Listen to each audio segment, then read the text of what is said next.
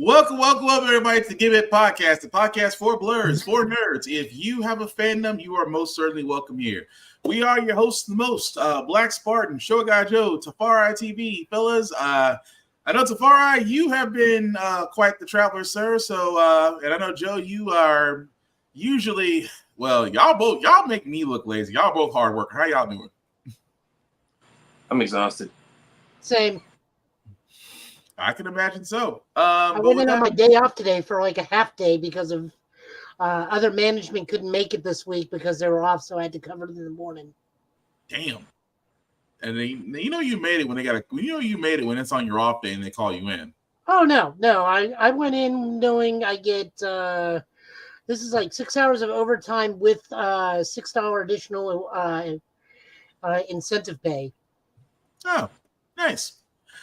Well, with that being said, guys, as you can see, we are a little bit on the older side, which means that sometimes words will fly, but hey, we don't try to cuss all the time. At the same time, there may be things that might be shown, especially tonight, that might be too intense for younger viewers. So viewer discretion is advised. Aside from that, welcome. So, as you can tell by the title, guys, yes, San Diego Comic-Con. It has came, it has gone.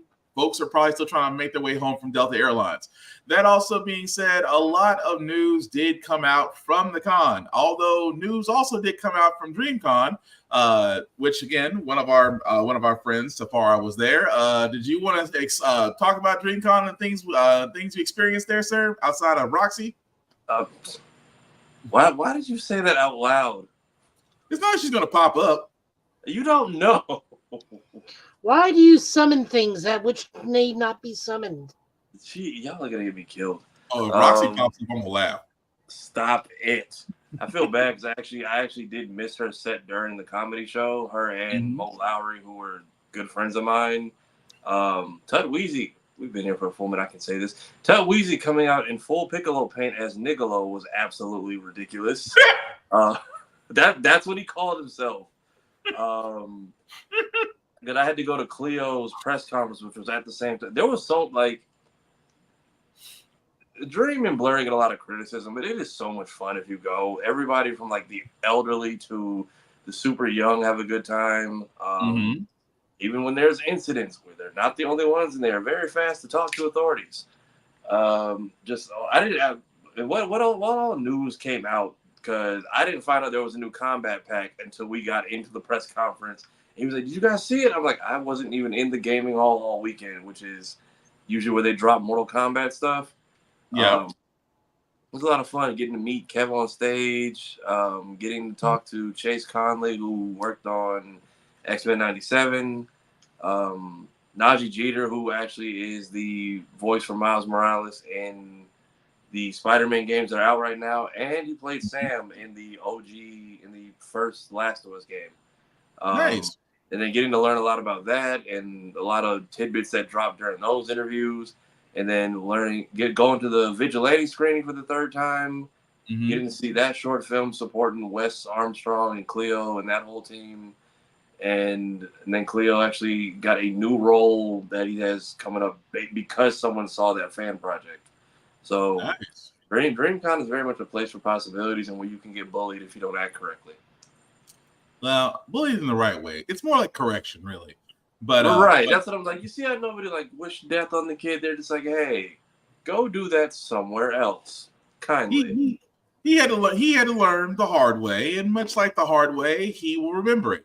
You know, as all things. But he will hopefully teach that lesson to others. Because if NPC Miles Morales and Sexy Red can show up and be on their best behavior, so can y'all. Ain't that the truth. But thank you Tafara for that. But yes, getting back to San Diego Comic-Con, we might as well start with the news that everybody didn't see coming, but at the same time, a lot of people somehow are still mad about it. And I'm talking about this. As proof of the unimaginable possibilities in the Marvel multi-universe, we give you the one person who could play Victor Von Doom.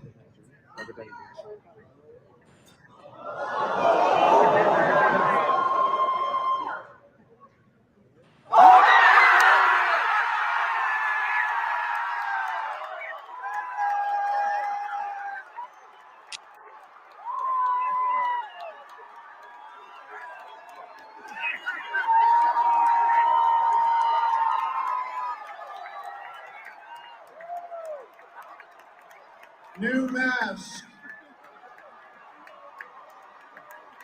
Same task. What did I tell you? I like playing complicated characters.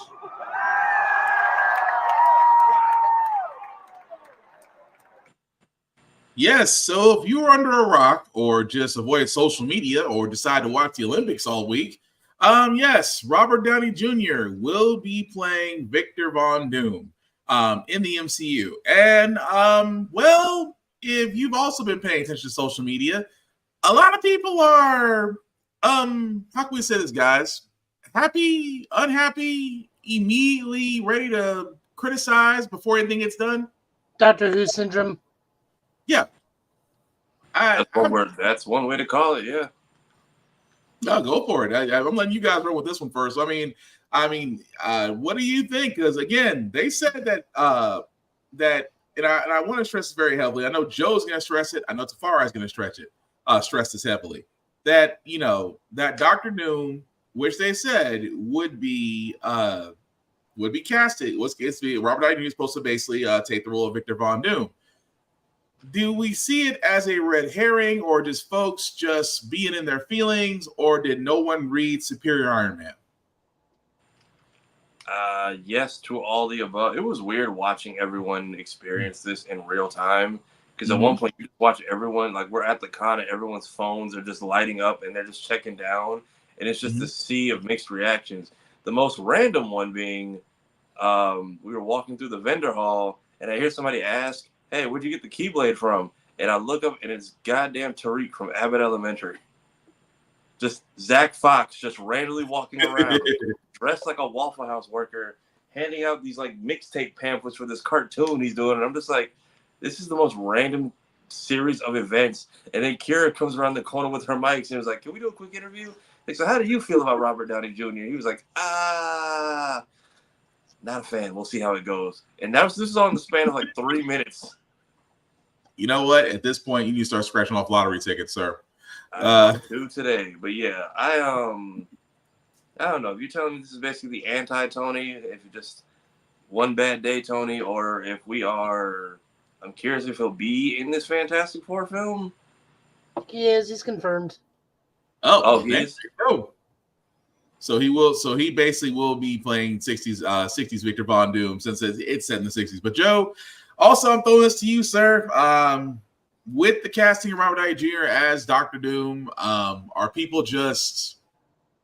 reacting too quickly, or are we just experiencing fan syndrome here? I mean, it's definitely Doctor Who syndrome. I mean, you get tell who the casting is. They hate it. Mm-hmm. They watch the movie. They love it. Then when they get recast, they hate it again, and so on and so forth, and the cycle continues. I personally see it as a fantastic win, because to me, this is like their ultimate hero now becomes their ultimate villain. And also, we need to keep in mind, like, he may not be a variant of Tony Stark. Like, we see that Pedro Pascal is Reed Richards, and yet also John Krasinski is Reed Richards. And the guy from Asian Jim is also Reed Richards. If you don't get that one last joke, that's not my fault. Fari got it. Randall Park is also Reed Richards. So there, you can either be throughout the multiverse, you can be the same person with two different faces, or you can be just the sheer coincidence of the multiverse happen to look like each other, but be two entirely separate people. Plus, I'm not sure if Fantastic Four is set in the MCU entirely. I have a feeling that they are going to be their own universe and then come into our universe. So kind of a Captain America introducing him into the MCU type style? Kind of, or more like the end of the Marvels, where Photon, meets their Ms. Marvel and Beast. Yeah, that could work too. Yeah. Because I mean, if Galactus, Silver Surfer, and Doom are all in one movie, we already know what the plot of Fantastic Four is going to be. It's going to be Cosmic Doom. Yeah. Then Doom's just going to be like, wave a hand. Oh, multiverse. I can go conquer that. Yeah. But those two were intrinsically tied. Sorry. Go ahead. Those two are intrinsically tied. We have the what if of Demon in the Armor. If you look at, let me think, what's a good thing? Well, Superior Iron Man, where everybody got their morality shifted, so he became more Doom-like. And when Tony was dead and Ironheart was still new, Doom took up Tony's spot in Infamous Iron Man. Yeah. And that ran for 2 years. Yeah. Even in the animated series, in Avengers Earth's Mightiest Heroes, Doom only showed up twice. True. But both times he was there to wreck Tony's, to aid Tony to further his own plans and just prove to the world, I'm Dr. Doom. Don't come to my doorstep unless invited. Pretty much. Don't go down in Liberia. So I don't see the problem with this. I understand.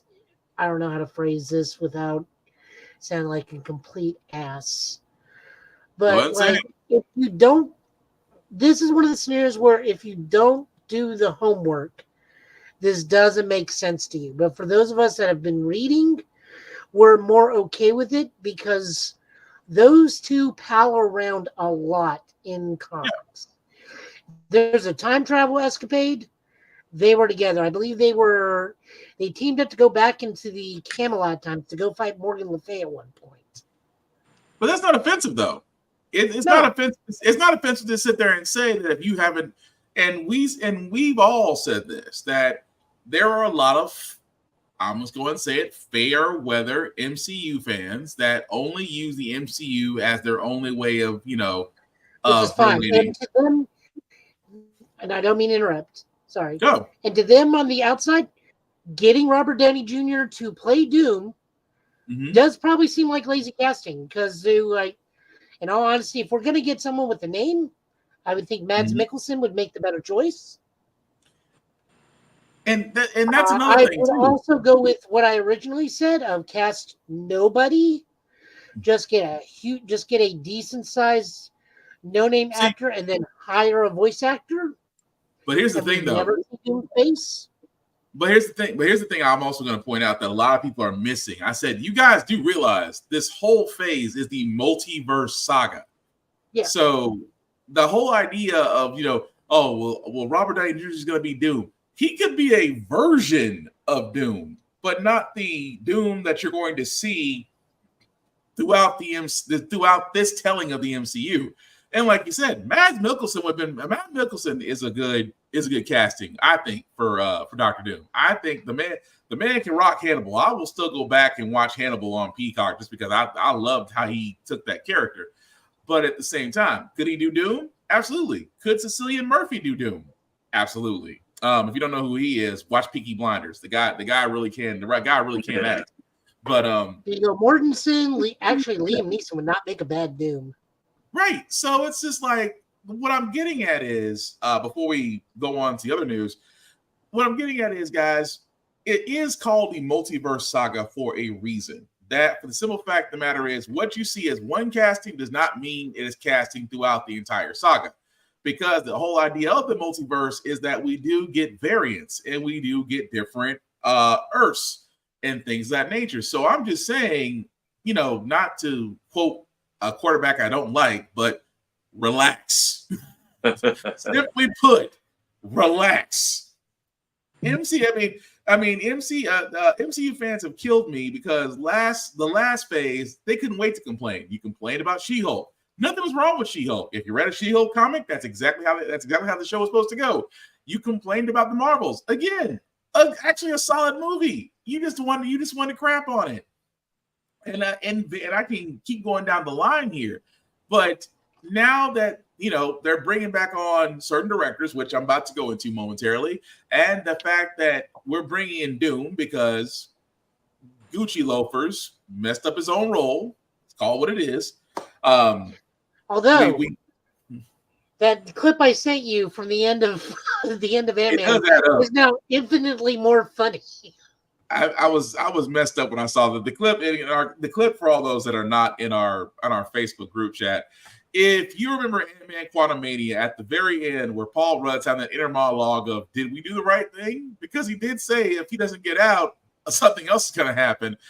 If you apply it to what we know now, it's funny. But again, getting away from that. But like I said, directors did want to get to that because, again, we had other news as well. We did know that the Russo brothers are officially signed back on to direct Avengers Doomsday and Avengers Secret War. As you see, Avengers Doomsday is scheduled to come out in May 2026. Secret Wars is scheduled to come out next year after that, May 2027. Russo brothers have had a great track record with MCU movies. Personally, one of my favorites is Captain America: The Winter Soldier. I thought that The Winter Soldier was possibly the best Captain America movie out there. I love the fact that, it gave a grungy kind of a Metal Gear Solid Snake kind of feel to it. You saw to me it was peak Cap and peak Winter Soldier. Before Bucky decided to, get his memories back ish. But fellas, how do we feel again with not only the Russo brothers coming back, but now that we know the two titles of the Avengers movies, Doomsday and Secret Wars, is this a bright move, or is this Marvel kind of like pulling the ripcord in case, trying to get back to the right track? I mean, Doomsday, it was originally just going to be a bad guy movie and then Secret Wars. So switching it from Kang Dynasty, which I don't know if they just planned it that well or it was just that well written, but Loki gave them, I feel like, a safe out. And that's what the fans told them and they listened. Seeing how Fantastic Four looks just from the promo art, looks like it's almost set in like this alter Jetsons like level of 60s. I wouldn't be surprised if the Avengers Assemble is multi-dimensional this time. Everybody's in their own homes. We just have technology to call upon people when needed. But when the Fantastic Four, if they somehow end up in 616, you have now left alone a Victor Von Doom with just infinite doors to wherever the hell he wants to go. And now he's just picking and choosing his favorite parts to mess up or assemble like Ultimate Alliance. Okay. Especially now that we know that Infinity Stones work in the void if you make it through the TVA, TSA and don't get your stuff taken. Right. Joe? I really hope they change Doomsday to something a little bit better, but I'm glad they're back. I'm more interested now that they're back directing. I want to see who the writers are because that they're just one half of the team. They can direct everything fantastically, but if that script is not up to snuff, then we're gonna have problems. I would like to think that they're gonna bring back. Again, this is speculation. This is not confirmed. I would like to think that they would bring back the writers for Civil War and for Winter Soldier. I think if they bring those groups of writers back, like that would make sense for the Captain America because it's a political thriller. Yeah, not so much for like these two movies particularly. I don't see those writers being very good because there's no political thriller in Doomsday unless we are literally invading Latveria to attempt to stop Doom from doing something. And then it could be the Avengers political thriller against Latveria. But if it's just a straight smash and bash until we get to Secret Wars, we need someone that can do a better script job than that. Like, again, directing is not an issue in this scenario. It's the writing staff I want to see. And definitely a change in title for Doomsday. Like they're fighting the Kryptonian monster. Well, I mean, Doomsday is not a good thing for me. I mean, for us comic book heads, yeah, Doomsday does make you immediately go to DC. I'll give you that. But I I think it works. Like I said, they have literally a whole year. I don't think they're going to change the title. I think they're kind of dead set on it. But it still works, especially with the fact of what we know now for the casting. And I'll give it to you. I do want to see who's going to be writing it, who's going to be writing both movies. Like I said, I still hope it's some of the writers from The Winter Soldier. I still hope it's some of the writers for Civil War, because there was a lot of great literature in both those movies. But you're going on Secret Wars, and let's be honest, Secret Wars is one of those it's like it's make or break. Yeah, it's like get it right or don't get it right at all. It's like either get it right or leave it alone. But again, now, to argue my point on Doomsday, I don't think they're settled on this. How many times has Captain America been Captain America's Serpent Society? That's what I'm about to get to next. Or Captain America, or what was it before Brave New World? New World Order. New World Order was the other one. So it's like, yeah, fair point. I wish they would have kept, but I understand the reason for the change. Yeah, New World Order was just a little bit on the nose. A little bit. But speaking of Captain America, two things. Again, if you were at the Hall H, you got to see it. There was some footage of adamantium being actually talked about in the MCU, as far as the White House having a little bit of a demolition. Outside of that, Giancarlo Esposito's role was revealed, and I was all the way wrong.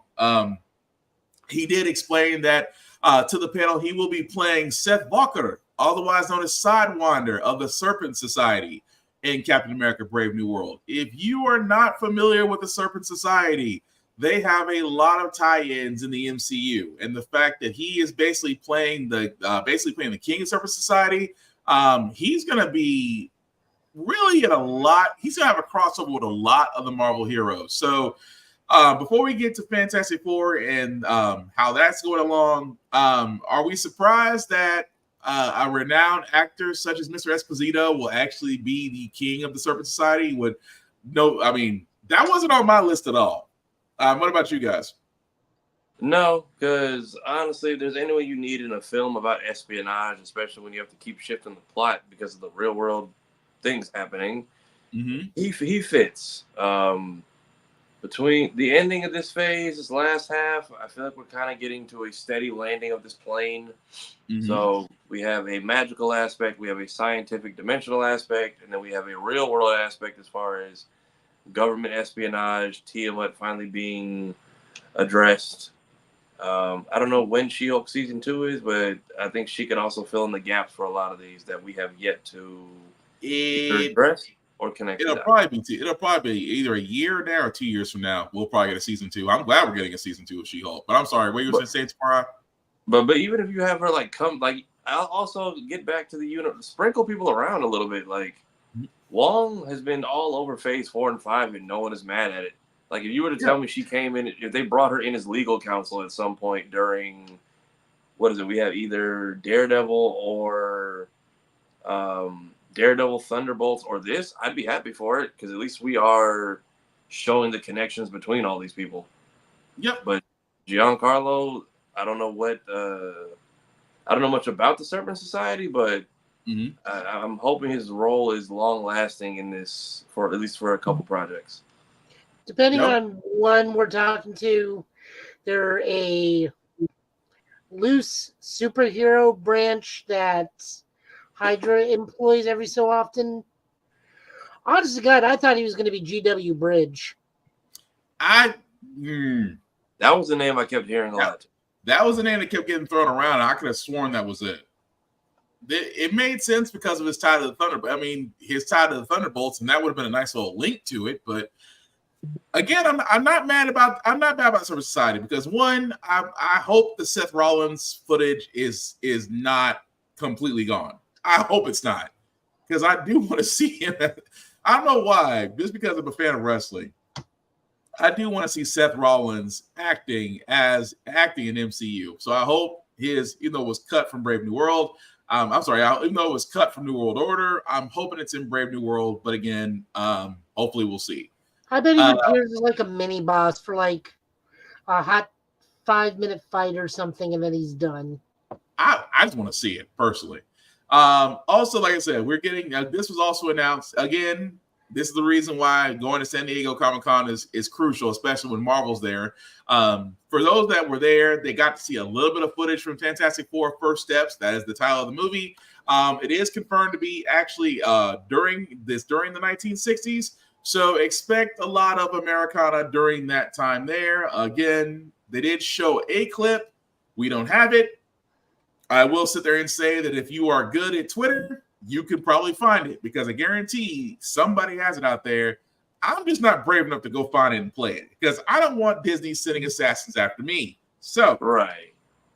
But yeah, aside from that, Thunderbolts, which I was going to ask Joe about because again, there was a little bit that they showed that the guy who played Red Guardian, I can't think of his name because he also did play a good Hellboy, which he never got credit for. Thank you. He actually came out in Red Guardian gear and full Red Guardian gear and was really hyping up the crowd. And again, if you were there, you got to see a clip of that. And they actually showed a lot. But again, this is all the things that we're talking about that Marvel is moving forward on. I mean, with Thunderbolts, with Brave New World, with Fantastic Four, the casting of Doom. We do know there's 2 Avengers movies along the way. We do know there's a Shang-Chi movie that is eventually going to get made. We do know there's going to be a She-Hulk season 2 that's going to be sometime come around the pipe. And of course, Agatha's television series, which will eventually be. Why are you shaking your head, Joe? There is no season 2 for She-Hulk. There isn't? There isn't? No. There was talk of it. At Hall H? No, not in Hall H. No. That got not in Hall H. dismissed.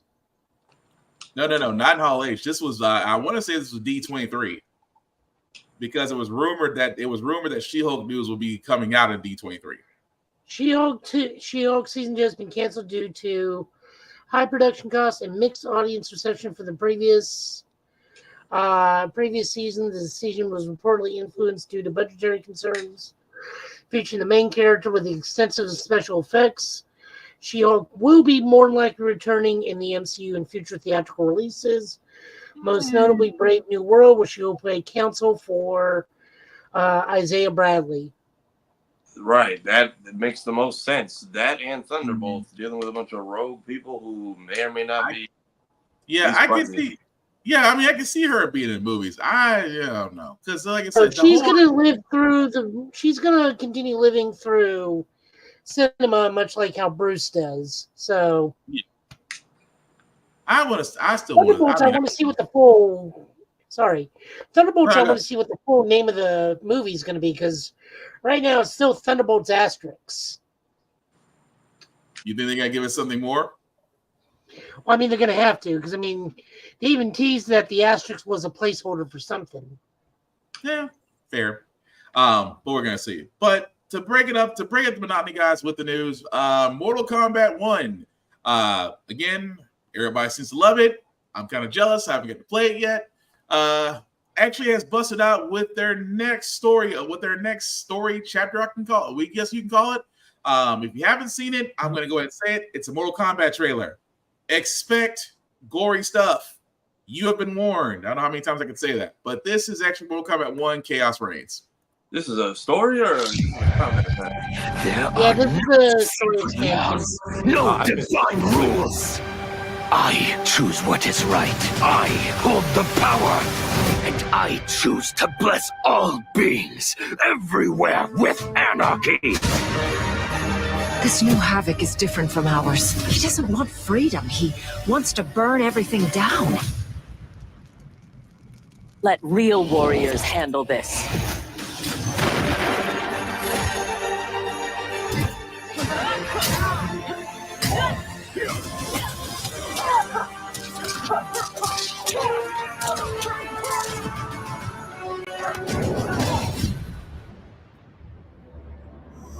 My will is unbreakable.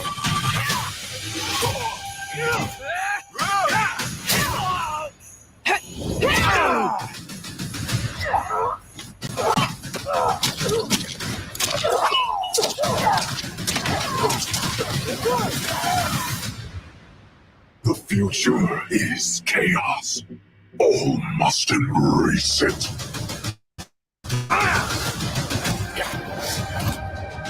You sound like Bihan. I am he, though not as you remember. What did Havoc do to you? He perfected me.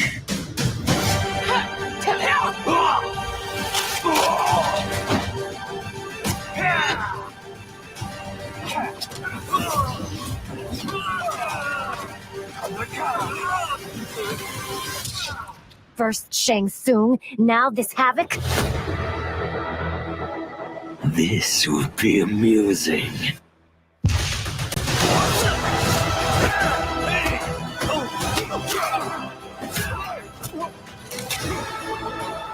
Will the threats from these titans never cease? Tell me, how do we escape this crisis? It disgusts me how you've corrupted the Lin Kuei. Make no mistake, we are here because of your treachery.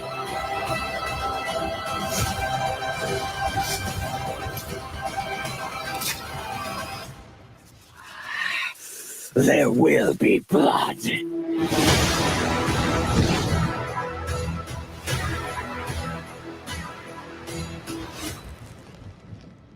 Do you like scary movies?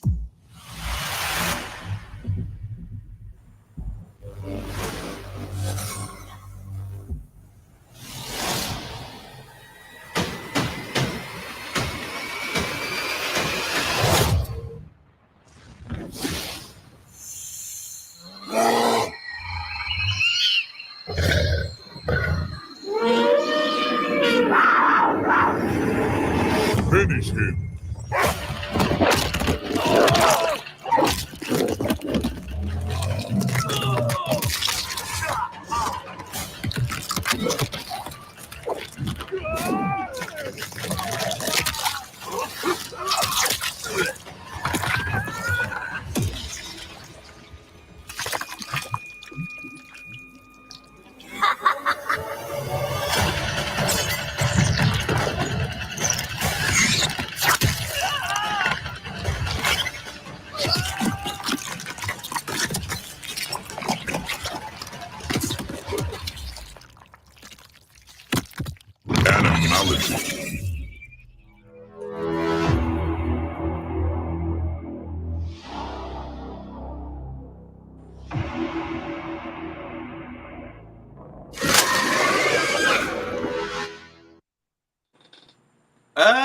All right. So that was Mortal Kombat 1 Chaos Reigns. As you can see, it has a lot. You do get to see Sector and Cyrax. You actually get to see Chaos, and they're bringing back Emanalities. So they mentioned it, but I didn't know what they were talking about when we did the press conference. Wow. I mean, when a man pulls his own head off and beats you with it, that's disrespectful. But what do we think, guys? The next story, I guess it really more it's a pack, but at the same time, it's kind of like what Aftermath was for Mortal Kombat 11. It's a whole new story. But what do we think? You are getting your money's worth out of it, at least. Yeah, you definitely are getting that. I like the fact that they're doing something different. Sector and Cyrax used to have such a robotic personality, but now instead of them just being full-on cyborgs, it's almost like exoskins or, biosuits. It kind of gave me Ninja Kamui vibes for a second. Because that's what I got out of it. But I definitely like it. I gotta hurry up and get Mortal Kombat 1 so I can play it. But Tafari, Joe, what do y'all think? I know they wanted Ghostface for a long time and that other tournament. I feel like they need to just make a movie fighter at this point with the amount of characters they pulled in and clearly have licenses for. Like Ghostface, though? I mean, I've heard the WB movie. I'm like, of all the okay, I'm not knocking it. It's just okay. You have T-1000, you have Conan the Barbarian, you have Ghostface. I don't really see that and again, this is just me. I don't really see that as a fighter that I ever wanted in Mortal Kombat. Because I've heard some people say they wanted Ghostface for a while. Ghostface and the T-1000. So both of those two showing up are someone's happy for that, and then getting Noob Saibot and what was it, Sector as female variants this time. Female variants of Sector and Cyrax, and we had Noob Saibot, which again is Bihan, but I'm not don't get me wrong, I'm not knocking those. Because Noob Saibot, his fight style looks way different than I remember. And Cyrax Sector, there is some change as well. So I'm not knocking those characters. I just thought it was interesting that Ghostface of all, at least I was like, well, I kept expecting the thing from Jeepers Creepers, honestly.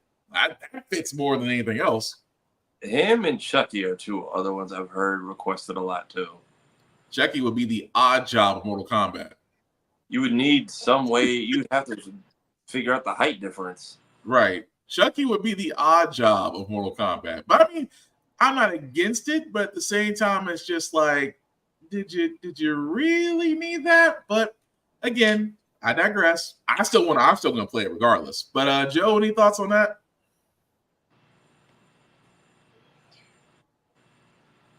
What? The Cyrax looked like it was a multiversal version of Jackson Briggs. It did, didn't it? It really did. I was gonna ask, is that young? A little bit. I was gonna ask, is she back or did we just find another? No, I think these are legit. I think they are legit gender bent Sector and Cyrax, because Sector and Cyrax was originally an Asian dude and a black dude. But they are fundamentally different this time around. Original Sector never had the spider arms that came out of the body, and Cyrax didn't have like the nets and the bombs. But this time around, it's got like the constricting foam. So there are some differences between the female variants and the male variants. Honestly, I don't see that as an issue. I like that. That stupid ass hat on Noob Saibot's got to go though. You don't like Noob, how they did Noob Saibot?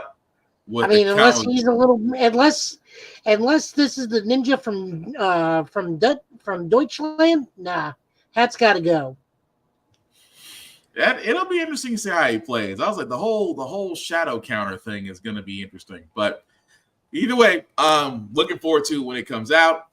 Getting back to San Diego Comic-Con news, guys. Lord of the Rings, the Rings of Power is good. There was a season 2 trailer out for it. I'm going to be completely honest with you guys. I never finished season 1, so I am way, way, way behind. If you guys who have Prime Video got to watch the Rings of Power, the first season and loved it, well, congratulations. You're getting a season 2.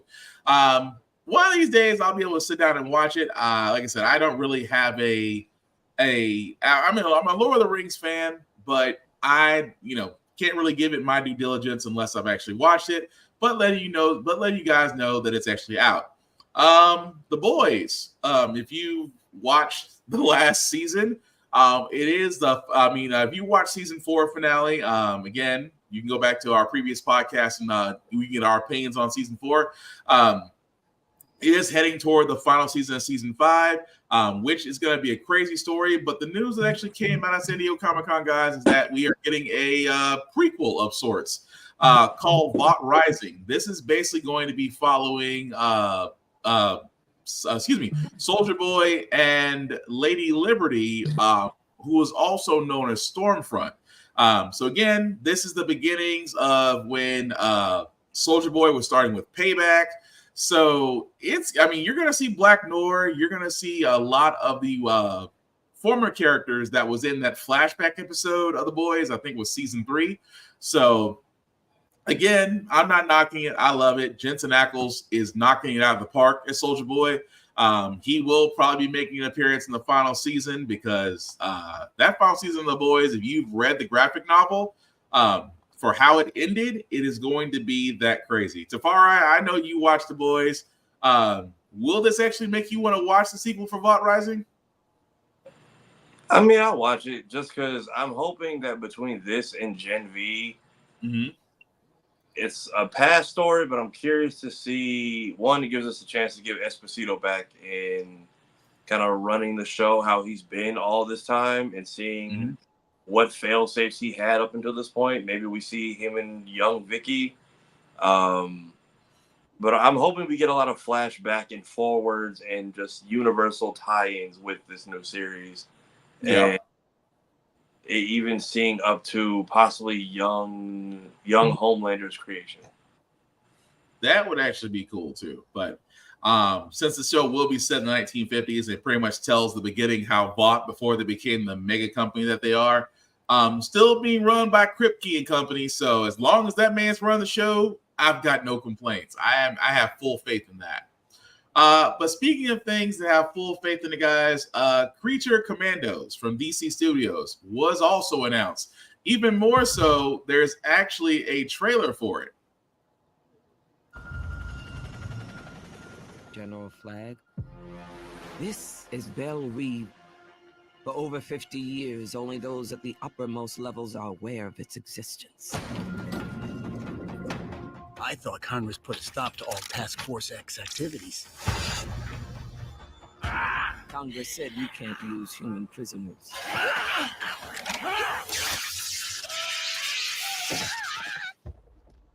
These assholes aren't human. You smiling? Yes. Sarcastically? Mm-hmm. He's pissing!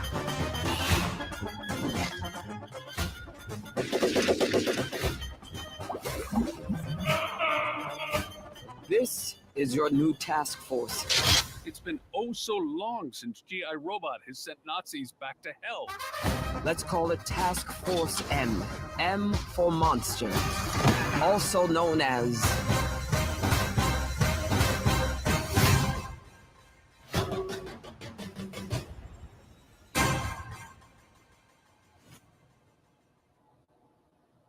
And guys, that was the trailer for Creature Commandos. As you can see, will be on Max this December.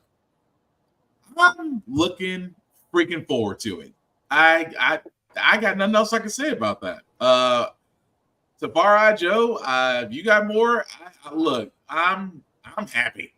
I'm happy about it. But what do you guys got on it? This is the start of animated DCU connecting to real you, correct? Mm-hmm. I know they said whoever's in this animated is reprising their roles in real life. So, yeah, this is the start. And I mean, this is a current period, or this is a period piece show. This is how can I put this, Joe? For Creature Commandos, it's more of a set place in time than anything. No, I don't think in this. I don't think in this particular iteration it is. I think in other versions it's. No, we're thinking of the Howling Commandos from Nick Fury for Set in Time. Okay, thank you. Yeah, Creature Commandos is like Creature Commandos usually handle like Black Ops magic stuff. Yeah. So that. But either way, it's gonna be fun to watch. So, like, if it's a magical threat, like say Days of Vengeance, when the Spectre was controlled by Eclipso, and all magic was under threat, they can call in Creature Commandos because they usually deal with the monstrous, the unknown, and the unknown, and the magical. Okay, but I mean I just love the fact they're running with it, just because that was one of my favorite comic books. But again, comes out this December, so I was kind of hoping October, but I think October is being left to Disney. Well, if it's September, the show at least spills. I don't know if it's going to be weekly, but at least spills over into October, so they can at least run Halloween rampant. If the show does take place anytime in the past, I'm only asking because I would like to see young revolutionary Granny from Blue Beetle. I'd like a crossover with her revolutionary days and how she learned to handle a Gatling gun so easily. Oh yeah, Nana was on. Abuelita was. She was a revolutionary, because you ain't gonna stand telling me. She handled a machine gun that was like, you were too comfortable with that, ma'am. Way too comfortable. But no. But again, guys, other things that did come out. Again, let me start with this one. Yeah, because this also was announced. They actually did the trailer for it. Hellboy: The Crooked Man, and okay, let me play the trailer before I actually give my opinions on this. There's something going on here. I need to understand it. Like you do. It's exactly why you shouldn't be here. You might say a demonic entity falls under our expertise.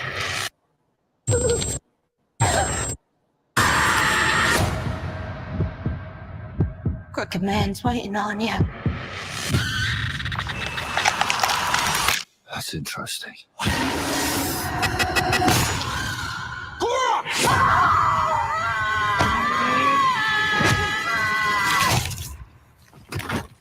Oh, you didn't want me to squash? No, squashing's good. I heard tales about him all my life. Most just called him the Crooked Man. I thought Big Red wasn't scared of anything. Well, I know something you're afraid of.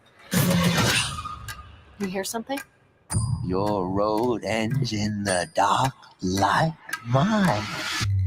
Let's just keep on coming. It ain't even really begun. Come on, Snake, let's rattle. Let not your horns be troubled.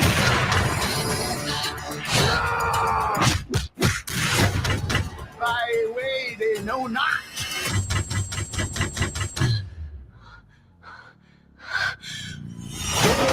I will make the darkness light.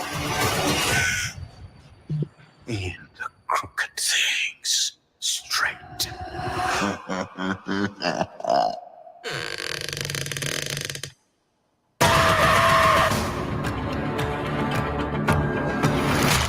You doubt the power of prayer, son?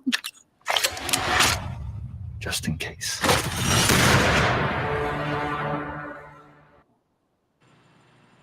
Okay, so that, guys, was the trailer for Hellboy: The Crooked Man. I'm not going to call it a reboot because it kind of feels like if at first you don't succeed, keep trying for some odd reason. And this is not a knock on any of the previous Hellboys, whether Ron Perlman, whether what's his name? Damn, David Harbour. Whether he played it, which I thought he did really well. But now we're getting a third. Now, The Crooked Man, there is some good points about this.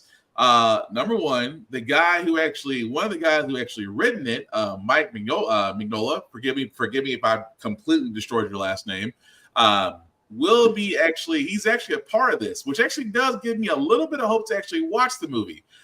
Because The Crooked Man is actually one of my favorite Hellboy stories. With this, it's just I can't get past the look of what they're going for. Hellboy's always kind of had this. I'm not going to say buff because, again, that was Hollywoodized for a second. If you've seen the comics, he's a little bit on the skinnier side with the big red right hand. So I could just be nitpicking here. But the horror element is there. The whole thing of the gothic elements there. I want to give it a fair shot, is what I'm saying. But again, what do you guys think? I like The Crooked Man because of Wolf Among Us. So the way they kind of had him being like this super shisty guy, and how everyone, the name basically tells you what a bad guy he is, but they couldn't help but like take whatever deal he was offering to the point where he almost weasels himself out of any kind of trouble at the end, and people won't take his side. I'm curious to see how that plays out in a more violent, prone project like Hellboy. I'm hoping the whole movie isn't in this weird ass forest though. It's not. It's more in the town. If it follows the comic, it's more in the town. Okay. It's partly in the town and it's partly in the underworld. But like I said, if the same guy that actually written the story is the same guy that's being used in the film, I'm not knocking it. So that means you're at least doing what most movies we ask them to do: get it from the source material and actually, tell the story in live action. So I can't knock it. Joe, what about you? I mean, I'm probably not going to go see it because I can only do horror movies. Watching this looks a wee bit scarier than normal.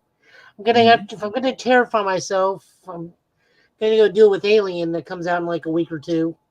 Oh, that is right around the corner, isn't it? Romulus comes out like 2 weeks. Yeah. At least they avoided Deadpool. Is it 2 weeks? I was gonna say if they did. Go ahead. I think I'm too biased on Hellboy because I have a hard time seeing anybody outside of Ron Perlman as Hellboy. It just kind of seems wrong to me. It's like the Batman that we're getting ready to talk about. Yeah. Like they went very far to find I'm not Kevin Conroy, but I'm definitely honoring the voice of Kevin Conroy with this actor.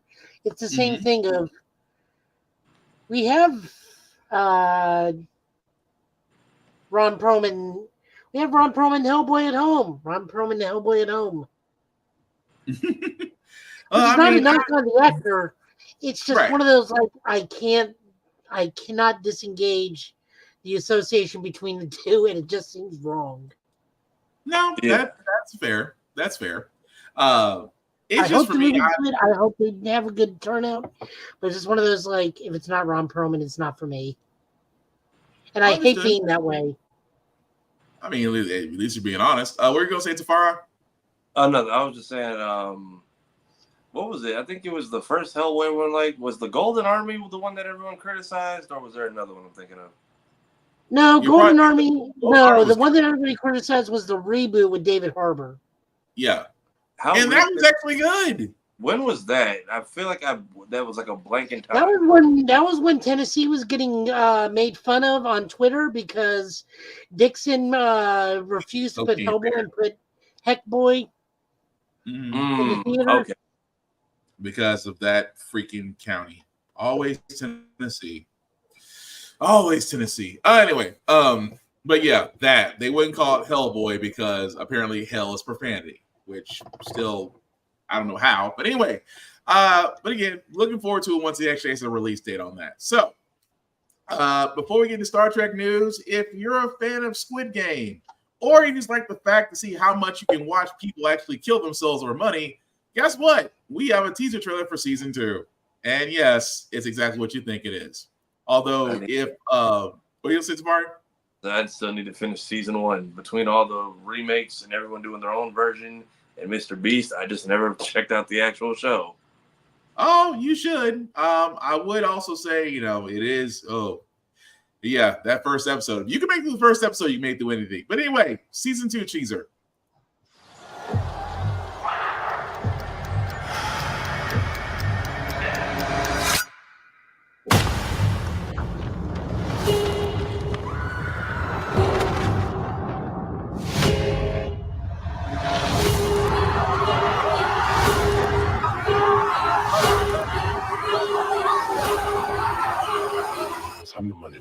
다시 게임에 참여하시겠습니까?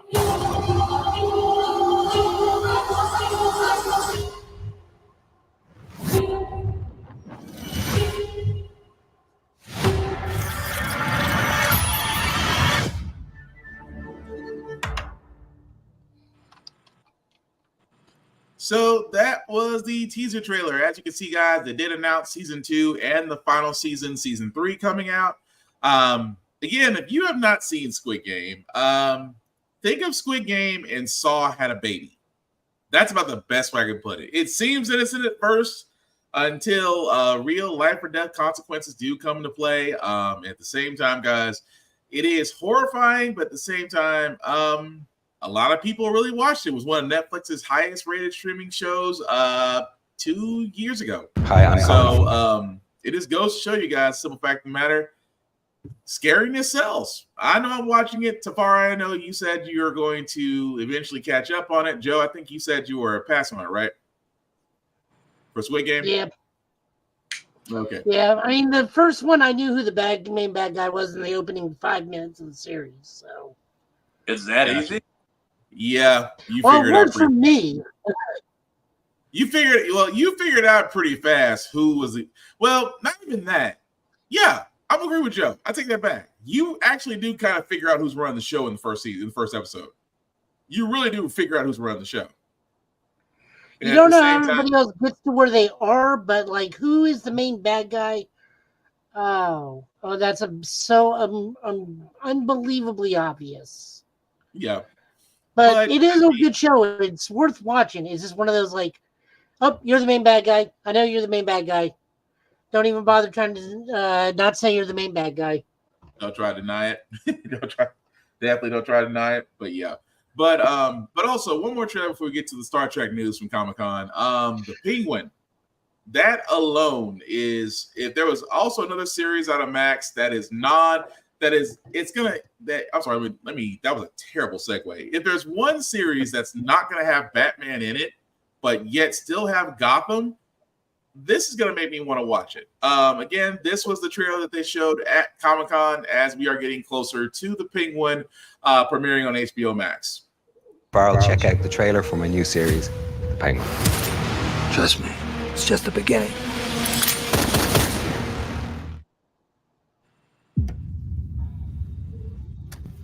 Come on. You gotta help me out. Life is just a dream. You promised me, Oswald. I know. I deserve a better life. I'm working on it.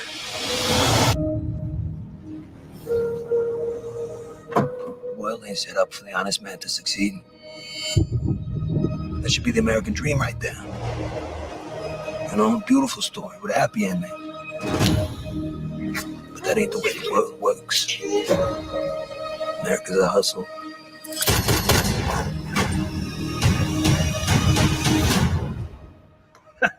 Not that I'm complaining. Penguin, you waltzing in here like you mean something. We're in the middle of a gang war.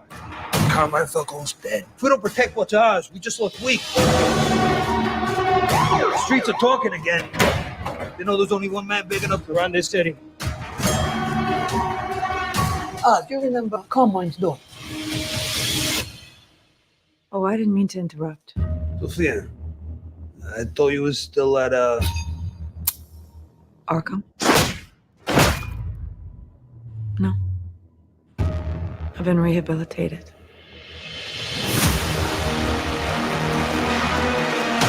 You're playing a dangerous game with this family, Hans. You think I want Sophia Falcone knocking on my door? She is the hangman. What is it you're really after, us? I'm gonna tear down the empire from the inside out. Whoever controls the drug business controls the streets. I'll be running the whole damn trade. I got ambition. I can help you. Hey! Feel alive, Vic, huh? Feel your heart beating? This city is meant to be yours, sweetheart. What are you gonna do to get it? Trust me. It's just the beginning.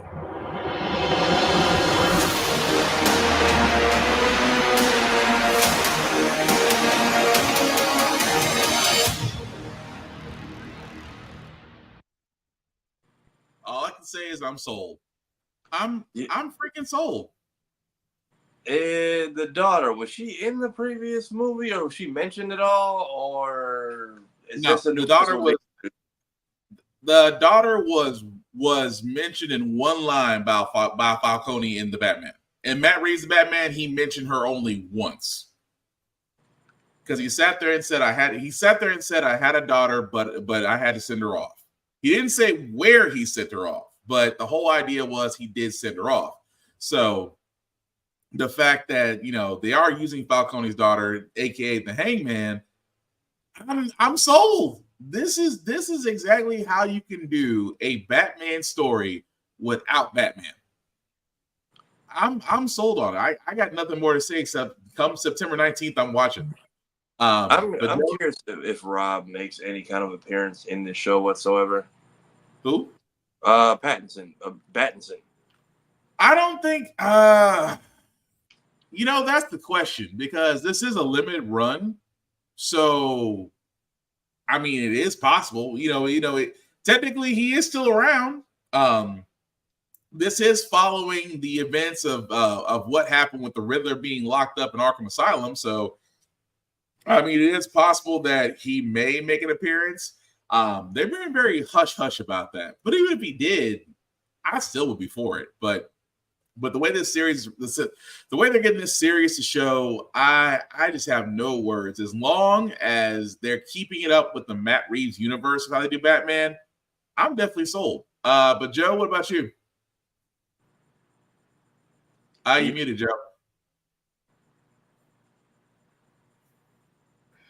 It's fine. There's a current Penguin book going on in the stands right now that's really good. I tend to find Gotham PD a much more exciting story than something like the Penguin, which the Penguin is, I'm sure, going to be fantastic. Being a informant and money launderer turned crime lord to one of the people directly opposing to the great crime family of New York's is right up there. But I just feel like if they're going to do something in Gotham, you need to do like a Gotham PD and show just how effed up and corrupt the precinct really is until Gordon gets in there and cleans house. That's just me. You know, I think that, you know, like that might be the testing water. Yeah, because keep in mind, Gotham on Fox kind of tried to do that, and I think it didn't do as well as we hoped it would do. I know for me, you try to do Gotham without Batman, but you're trying to say that the villains were there before Batman was. But anyway, I still want to see Gotham PD go from a comic book line to a television show. I think they're trying to test out the waters with the Penguin, honestly. But speaking of Batman, though, I did want to give our impressions of Batman Cape Crusader. If you don't know what this is, guys, this is basically, as we said a couple of podcasts ago, this is Batman Year One. This was kind of set back during the 1950s. Bruce Timm, the guy that was behind the animated series for Batman, is also behind this. That's available now on Amazon Prime. There's 10 episodes out there right now. We're just giving our impressions of it. So, Joe, I'm going to first start with you because I know you know, before we talked, you said you finished the entire 10 episodes. What did you think of the first season of Batman Cape Crusader? This is what I wanted. This is pretty much an homage or a full reboot of the original Batman the Animated Series. We have a heavy emphasis on Gotham PD.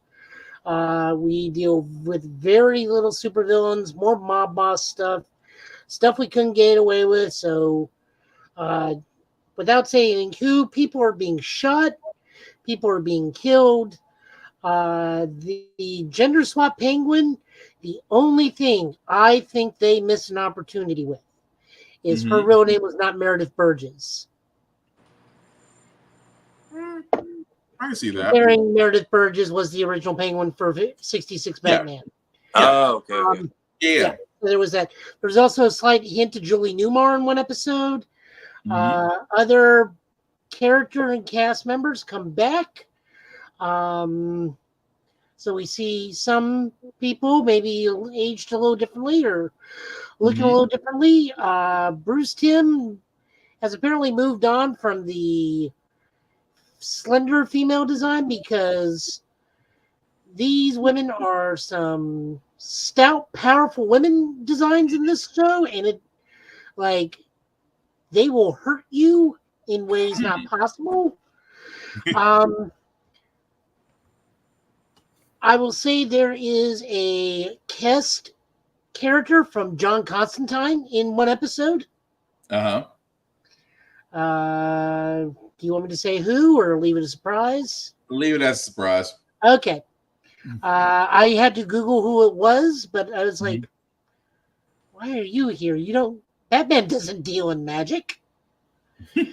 Voicing is all fantastic. Again, we are in that weird gray area where this is the Kevin Conroy universe, but you do not have Kevin Conroy. You have somebody who sounds very similar to Kevin Conroy. My one criticism I will say throughout the whole series is we have a very passive Alfred and a very mean to Alfred Batman. And I do not like that. I'm sorry. He's not bothering old Alfred either. True. Tafara, you can go next. This is a early Cape Crusader though, Batman. This is like year one, year two. Year one Batman. Okay, so he maybe will grow to appreciate Alfred during his escapades, and maybe we build up to that. Same way we see female Penguin maybe has an extra struggle added to their takeover for fighting to be a respectable crime family. Also, did we switch Lucius's role in this series? Yes, he is not. He is not the executor and CEO of Wayne Enterprises. He's Wayne's lawyer in this one. He's usually he's usually the CEO and like the tech guy, but now he's legal representation. Director of Applied Science. This is like true 1920s, 1930s Batman. Yeah, this is not like pseudo universe where the crooks are running around with laser pistols from Intergang. Like they have legitimate firearms in this one. Yeah, I mean it's a fair point. But no, for me, this. I'm sorry. So far, were you done? Yeah, I'm good. You're still making a point. It's very. You can very much see the Abrams and Bruce Timm touch to this. It's very much. Here is a more adult-esque animated series, but not the same thing rehashed. So I didn't expect them to drop the whole series on us. I thought we were going to do this weekly. Me too. Amazon is very fickle like that. But no, just to add to what you guys are saying, to me, this is like the moment I knew Bruce Timm was a part of this, it was gonna be great. The same guy that gave us the original is now giving us another. I won't say it's an extended version, but it's like this is what you can do with a budget and plenty of creative control. I've only made up to episode 3, but I love everything they've done with it so far. The Batman voice does, I'm gonna admit, it's gonna take a little getting used to, just because Kevin Conroy's voice is iconic. It's labeled in almost everything. Not to say that no one else can do Batman's voice. It's just the fact of what we associate it with. So, if it's a Bruce Timm Batman, you're expecting to hear. You are. Yeah, we almost got the whole gang back together, but for obvious reasons, we did. Right. And don't get me wrong. I'm going to be honest. No, go for it. There is one character I would expect is like, when are we offing this dude, or when is this dude gonna become the Joker? I was waiting the whole series for something to happen to one particular cast member. And like, you're clearly going to be the Joker. When are we pulling the trigger on this? And they're pretty much, see, that's the thing I think they're waiting to see. They're apparently he's a whole different character. Yeah. Okay, they did it because they did announce season 2 is approved and Joker will be in season 2. That is not spoilers. That you can find that anywhere. But there was just a particular cast member, because I've never seen this dude before. Mm-hmm. I don't know if he was in Gotham City PD or in Batman Year One. But I'm just like, when are you going to become the Joker? Because you're not here for. I don't know who you are. Granted, I'm not a big Batman reader. Self-proclaimed. I prefer everything else, but I'm like, who are you, and when are you going to become the Joker? See, now I have to go back and watch these other 7 episodes to see where you are. But it seems like I'm on episode 10. Oh, well, you are. You finished it. Yeah, you're at the finale. So I have to get to where you are. Yeah, I have to get to where you are, because now you have my curiosity up. But again, as from all 3 of us, if you do have Amazon Prime, you can definitely watch all 10 episodes right now. You can watch it in other ways. We at Get Bit can't tell you how to get there, but let's be honest, those avenues along the Grand Line are open for everybody. Have it as you will. Just don't blame us. But we do actually have some Star Trek news that also came out of San Diego Comic-Con. I will start with these first one, to where a new Star Trek series is in development by co-creators Justin Simeon and Tawny Newsome, where this is a live-action comedy. Federation outsiders are serving a gleaming resort planet to find their day-to-day exploits are being broadcast to the entire quadrant. I'm going to be honest. I'll still give it a shot. I still hope, it sounds like it can do well. The fact that they're at a resort planet, it made me immediately think of Ryza. So, I mean, it could be the planet that they're talking about. But yeah, I will still give it a shot once more information about it comes out. We do know with Star Trek, they've had their animated series with Lower Decks. They've had their other series in Discovery, which it wrapped up its final season.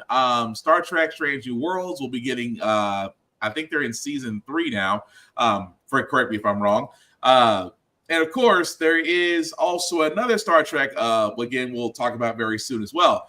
But with those shows, do we think that a live action comedy would work for Star Trek? Or is this, unknown? Is this kind of unknown territory that may or may be make it or break it for this show?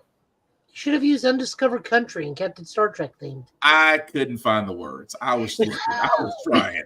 I couldn't find the words.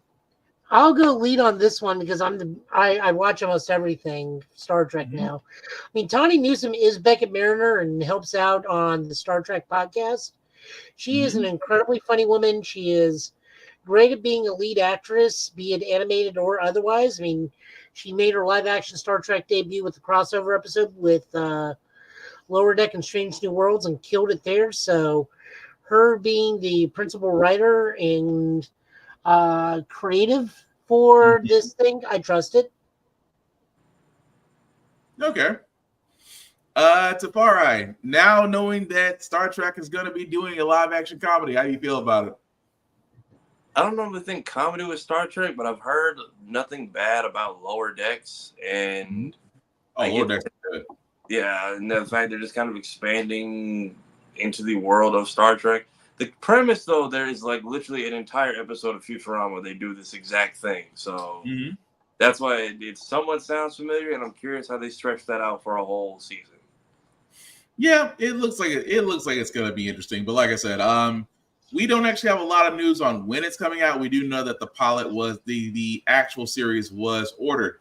And other Star Trek news, guys, again, another series that's going to be coming out very soon called Star Trek Starfleet Academy, which is set to begin production actually in this current month right now. And at this point, we only have casting. So as you can see right there, Carice Brooks, Bella Shepherd, George Hawkins, Kareem Dayan. If I mispronounced that, I apologize.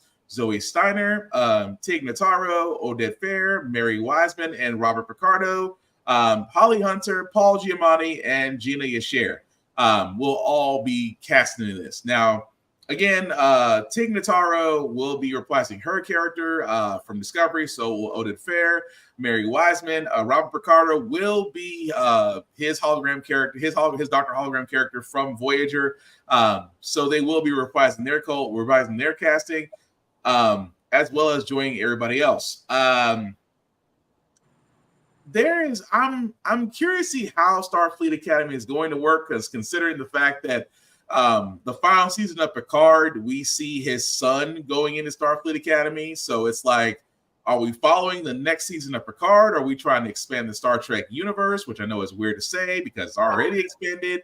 So because we don't really have a lot on this, what's the direction, Joe? Because I know you do follow this right along with me. What do you think the direction that Starfleet Academy may go? I think this is well after Picard, because this is following the time jump forward with Tilly reestablishing Starfleet Academy, because this has been like foreshadowed and mentioned constantly with Tilly leaving, I believe, because the actress may have been pregnant at the time. Don't quote me on that one. I believe that was the case, though. And Tig Notaro wanted to do other things because I think she was shooting the Zack Snyder zombie movie at one point. The Rebel Moon or Planet of the Dead? No, the zombie heist movie, the one that we didn't think was too terrible. Dang it, I can't think of it. I know what you're talking about, but I can't think of the name of it to save my life right now. But no, like even in the series, they've been foreshadowing this for a while, since season 4, where Starfleet has gotten together and Tilly only comes in every so often. So like this has been a long time coming. This is in the Discovery timeline, not the Picard timeline. Okay, so it's gonna fall Discovery then. My bad. Yeah. Cool. Still, I still want to see Picard. I still see Robert Picardo. I just want to see his character back along with everybody else. He's getting some mileage again because he's also playing in season 2 of Prodigy on Netflix.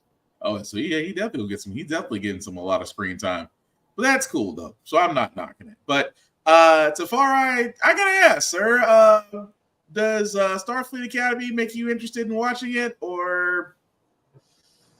I might actually start Lower Decks. I feel like these are all projects that are coming out where it's just like, hey, you don't have to know like Philip J. Fry 50 different seasons worth of lore and stuff. You can just kind of jump in and have fun.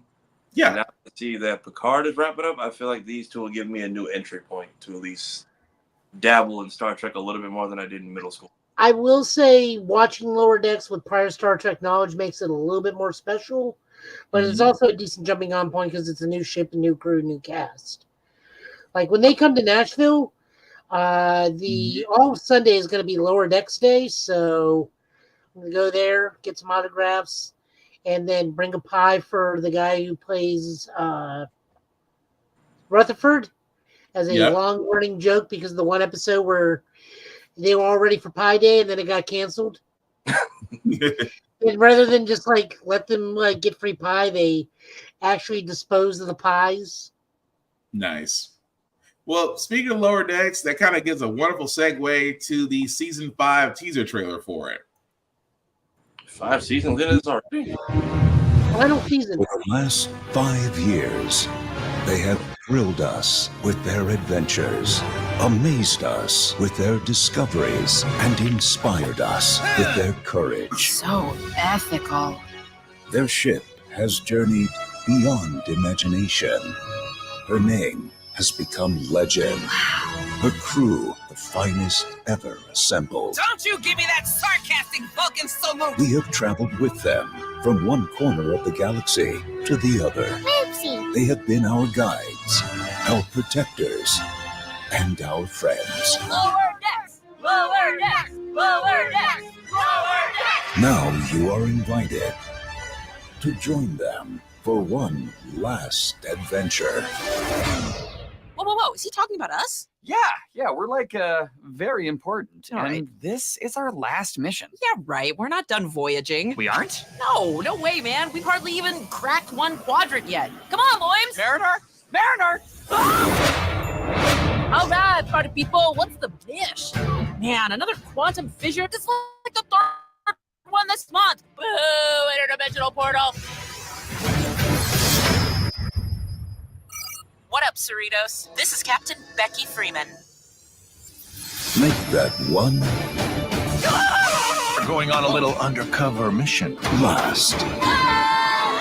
Post-scarce society throwing out all their jewels and crap. What a party. Everything. Oh yeah, that's the stuff. This isn't the end of a story, it's the beginning. Star Trek Lower Decks. You fraternize with Starfleet humans? Ah! Wow, was that your girlfriend? Blue, what crawled up her boob window and died? Anyway, what are we drinking? First test: the right of unending pain. Oh, unending pain! This is gonna be Klingon as hell! And that was the trailer. I'm sorry. That was the trailer for Star Trek Lower Decks Season 5 as the final season. I'm going to start with, because Joe got me onto this. So, Joe, I'm going to start with you. I'm going to let you run with this one. It's going to be logical as fuck.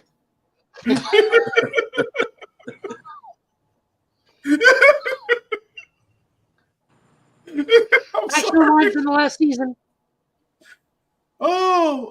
If you have not, I'm sorry, guys. If you have not seen Lower Decks, you really are missing out. It is really a good show. Will have you crying in tears, because I know I was the first 5 episodes. I was damn near in tears. Sad to say that season 5 will be the final season. And it looks like it's not missing a beat. I love that they even bring about, they even address why Star Trek TOS, the original series, they even say Enterprise TOS in the actual universe, and we learned that it just means those old scientists. Right. Oh Lord, it's gonna be fun. But yeah, Tafari, if there was a show I would tell you to start with the Star Trek universe post Picard, it definitely is Lower Decks, because God, it'll have you cry. It'll have you crying. My favorite character is the Vulcan character that comes in season 4, T'Lyn. And then we got whatchamacallit, god damn it. The green girl, I gotta Google it. He's gotta look it up. But yeah, Tafari, it is definitely one of those shows that you will sit down and you be like hooked immediately. But would definitely recommend you watching it. Is it the same animation team as Rick and Morty? Yes, kind of, because the very first episode is very Rick and Morty, and then it immediately becomes Star Trek. Okay. Like, I wasn't like so sure I was gonna like it because like this first episode was very Rick and Morty, and then it goes on to be just a normal good Star Trek show. Yes, so favorite characters are T'Lyn, then Tendi, then Rutherford. God, I love that show so much. Just so many quotable things that I say on a daily basis to people. But you'll definitely have fun with that. But other Star Trek news, guys, we did get a look at Star Trek Section 31. If you don't remember what Section 31 is, off Discovery, Michelle Yeoh, this is basically her show. And, well, if you haven't seen the teaser trailer, here it is. Okay, ladies, now let's get information. I say.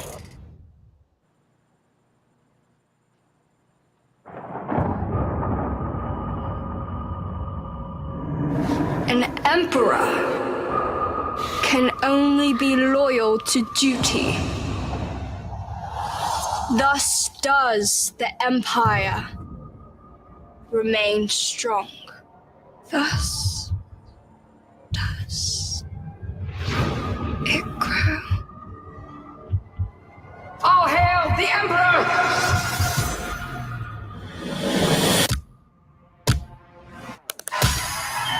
Philippa Giorgio, you're a tyrant who murdered her own people by the millions. The past always catches up with you. You're Section 31. Okay, ladies, now let's get information. 31 is a Black Ops division. Spy work. Starfleet is here to make sure no one commits murder. What a cute idea. Prove to me you got some coordination. It's gonna be bumpy and bad.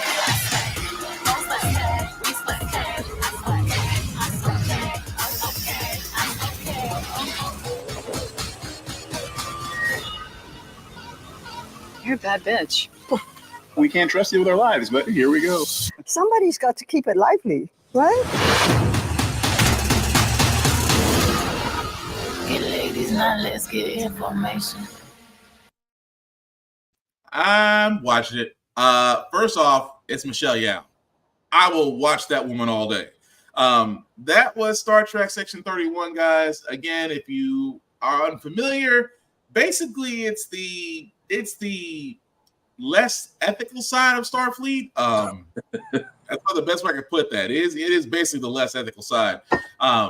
But I love the fact that, of course, Amari Hardwick is in it. Of course, if you remember him, he played Ghost in Power and other shows.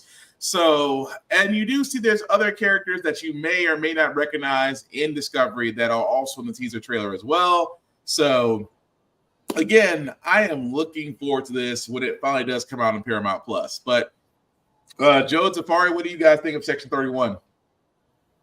A lot of heavy hitters in these mainstream shows coming out now, but it's for Star Wars and Star Trek. But if this is what's going to pick up after Lower Decks and Picard leave, I think it's a nice Picard's little gone. Which one's gone? Picard's gone. Oh, Picard's already done. Yeah, Picard's done. But yeah. Then yeah, this is where the torch is being passed through something more action and thriller-ish. Yeah, it's not a nice notch to add under the belt. So I might check out 2 episodes. I just want to see what they go with it. But Joe, what do you think? I'll watch it. I think this is like supposed to be a movie. Yeah, it's a movie. Oh, so it's not a series. Yeah, it's a movie. This is a movie. Oh, this yeah. is another spin-off of Discovery. Yeah. It's a movie / let's see how it does. I think it's a movie to see what they do with this and to see if it just goes on to a series. It might go that route, but for right now, it is a movie. But I still, because again, Michelle Yeoh, Brendan Fraser, I cannot think I gave that guy's name to save my life right now, and it's sad because I only want to call him Shorty, and it's sad that I don't remember his name. That's kind of bad because he was also say what? Chad Gable? No, the guy who played Ouroboros in Loki. K-Hai Kwan? Thank you. Yes, because they've had a resurgence, and that it's just nice to actually see them get their flowers. That's all I'm saying. But that Section 31, again, when that comes releases, we'll be able to put that out. The last Star Trek news that we do have from San Diego Comic-Con was a clip of what to expect from Strange New Worlds in their next season. And yes, if you ever wondered, can you turn a human into a Klingon? Yes, you can. Without a Vulcan.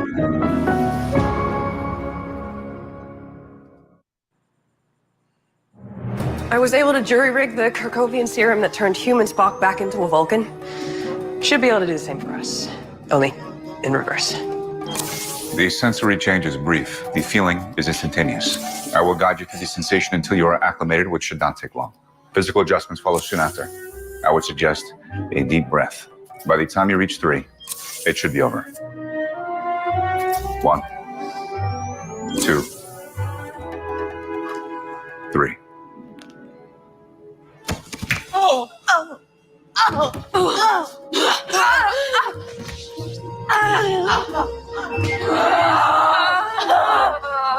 My emotions feel overwhelming. I cannot handle.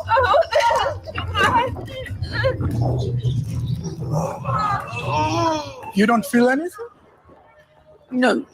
And to be honest, I'm a little jealous. That looked like fun.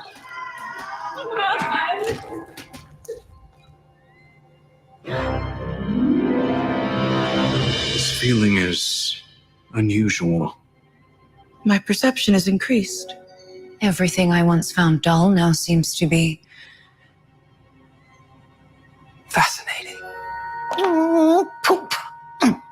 I wonder if the serum did not work on you because you're lanthanite. Honestly, I had the same problem with LSD in the 1960s and the 1990s and last July. Since Pelia cannot become Vulcan, I can cover her part of the mission. I suppose I can direct you from the bridge. 5 Vulcans should be more than enough down there. 4 1/2. Spock is only half Vulcan, whereas the 4 of us are fully Vulcan. Is that not logical, Spock?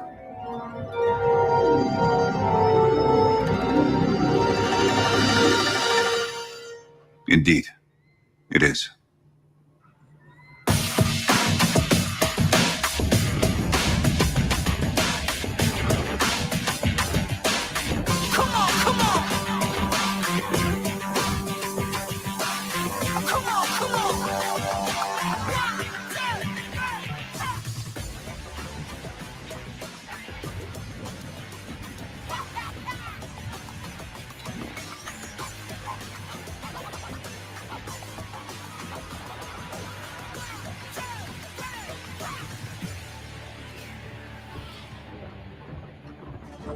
Wow. Your ears are so pointy. Number 1, 4 1/2 Vulcans to beam down. Energize. Status report. Mitchell, they've entered the structure. That was fast. All areas inside the structure are secured. Well, this will likely take a few hours. There's a very complex... Radiation normal. What? Already? Enterprise, the energy system is now repaired. All atomic levels are nominal. The energy source is functioning perfectly. You sound upset. Well, yeah. They're making me look bad. We have completed the mission. You may return us to Enterprise. Thought this would be a bit more exciting. But whatever. Hello, shore leave.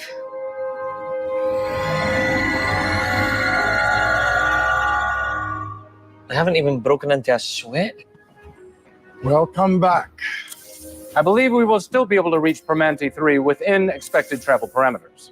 I'm almost disappointed not to be able to take further advantage of my temporary Vulcan abilities. Agreed. My communication style has never been so efficient. How was the mission for you, Mr. Spock? Ironic, because I was constantly reminded that I was logically the least Vulcan member present. Don't worry. That's about to change. Any second now.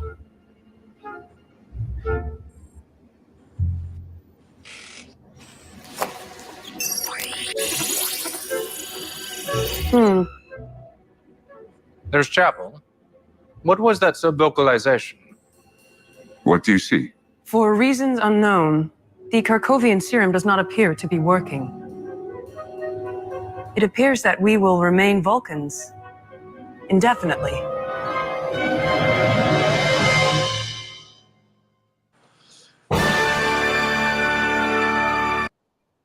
Oh, good God, no. I feel so bad for Spock. Why do they all need to become Vulcans? That's a good question. I think the mission needed higher intelligent beings to lower the radiation or make whatever energy drive work more efficiently or better.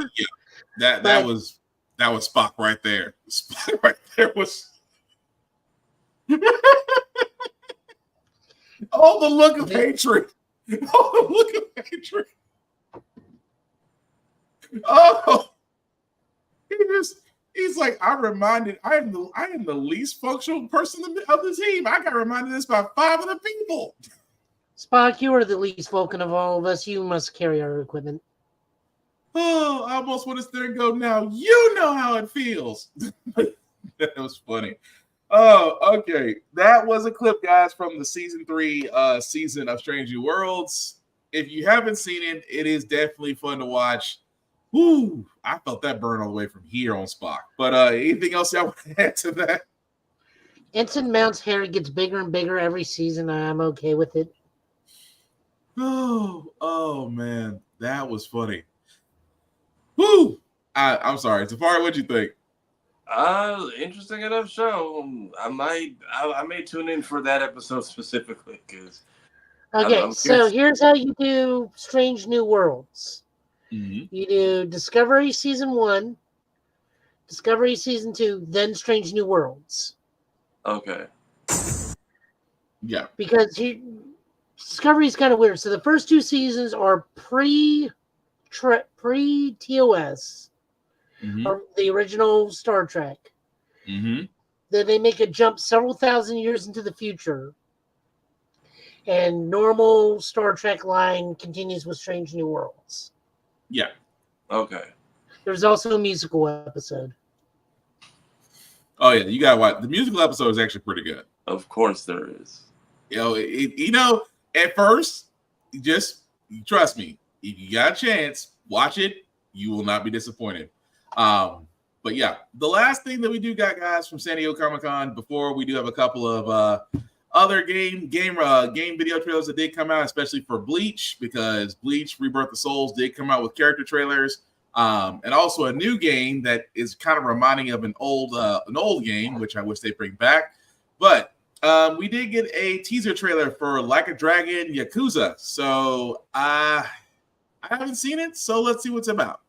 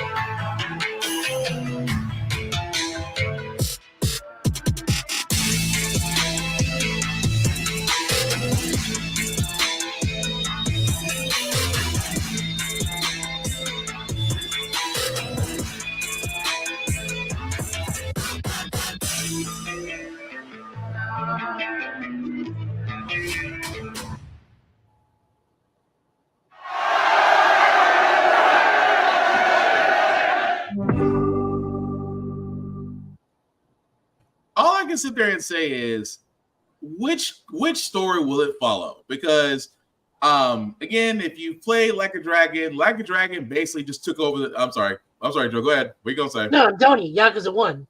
Oh, it's following 1. Okay, thank you. We're like 6 games in, aren't we? Yeah. We're 8 games in. Yeah, it's 8 games, and then it goes into no. 8.5. Yeah. No, 9.5. 0, 1, 2, 3. 4, Okay, 5, you're counting 6, 0. Yeah. 7. Man who removes his name. 8. But that's like a Dragon series though. So there's Yakuza, and then it goes into Like a Dragon. Okay, I thought this was gonna be another game announcement. I didn't know this. But I mean, still Kiryu until the last one. Yeah. So it's not a game. This is actually the series. This is actually a live action series that Amazon Prime is running with. Which again, it's fun if you play Like a Dragon. Again, loved it, or Yakuza, depending on where you started. I know I started in Like a Dragon because I started right there with the Man Who Erased His Name. Great game if you haven't played it yet. Also, Infinite Wealth is fun as hell too. But yeah, it's basically gonna follow 1. So it's following 1. I'm not gonna ruin it for you guys. Basically, it's a rise to power story. I just hope Prime does it justice. That's about I'm hoping. I know, Joe. Hoping. I'm not sure if they're gonna get the rise to power story that threw me off. Oh, gotcha. But no, I'm just hoping that they do it right. Again, there is plenty of source material. The guys, the companies that create the games are still there.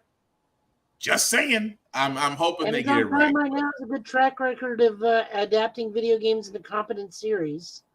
So the main actor is a former Kamen Rider. He was the car-based Kamen Rider, Kamen Rider Drive. So I'm hoping. Like I said, I'm just hoping it's good. I'll still give it a fair shot once it's out on Prime Video. But like I said, plenty of room, plenty of source. Hope they go with it. But the last movie trailer that we do got, guys, because again, everybody has avoided Deadpool, Wolverine. Before we get into that, guys, I know I'm hopefully going to go see Deadpool and Wolverine tomorrow. Really quickly, Tafari, Joe, what did you guys think of Deadpool Wolverine? I think it lived up to the hype. It is definitely, if you can skimp out on getting comfier seats or fancy tickets, go for it. It's very much a go see it in a theater packed with other nerds type of movie. You will have a good time start to finish. Ryan Reynolds and Hugh Jackman as a dynamic duo deliver. Joe? It is everything we asked for and more. Yeah, because I know I'm going to be the last one in the group. But hopefully, if all works well tomorrow, I will be able to go see it because I have listened to people talk about it. I don't mind spoilers because, again, I had certain bets on certain cameos. One cameo was confirmed for me, so thank you for that because I was right as hell on that one, so I'm not complaining. But, again, looking forward to it. But other movies have avoided Deadpool Wolverine, rightfully so, because you did not want to get lost in one of the, if arguably the most anticipated movie of 2024. That being said, as we did talk about other movies, Borderlands did also reveal their final trailer. And I'm not going to say I'm not impressed, but at the same time, well, I'll let you guys be the judge of it. Here's the trailer. Brave Vault Hunters! You've come in search of the secret lost vault of Pandora! You ready to kick some ass? Okay, let's go. Hey. Catch!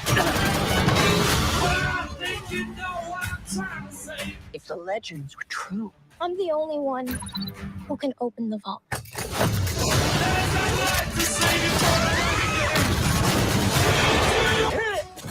What are you doing? Feel free to applaud. Follow me this way. I have a tremendous sense of Nobody kills me but me! Here I come!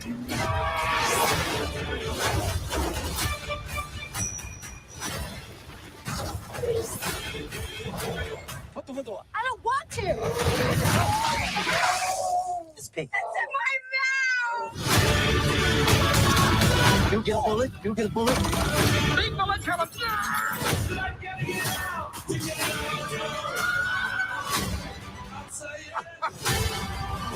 How are we gonna get through this?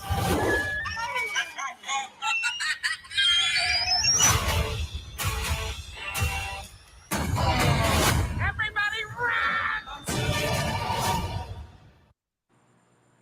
All right, so that was the trailer, guys, for Borderlands. As you can see, it comes out August the 9th.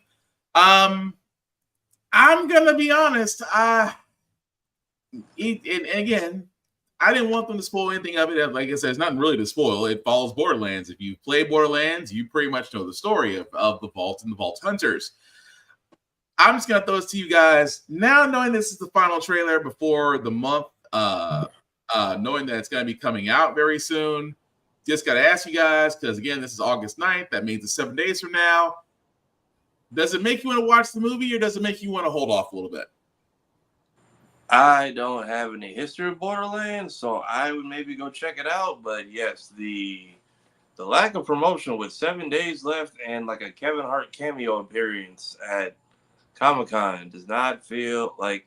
I don't think the movie's going to be bad, but I'm very surprised at how little they're trying to let people know it's out or it's going to be here.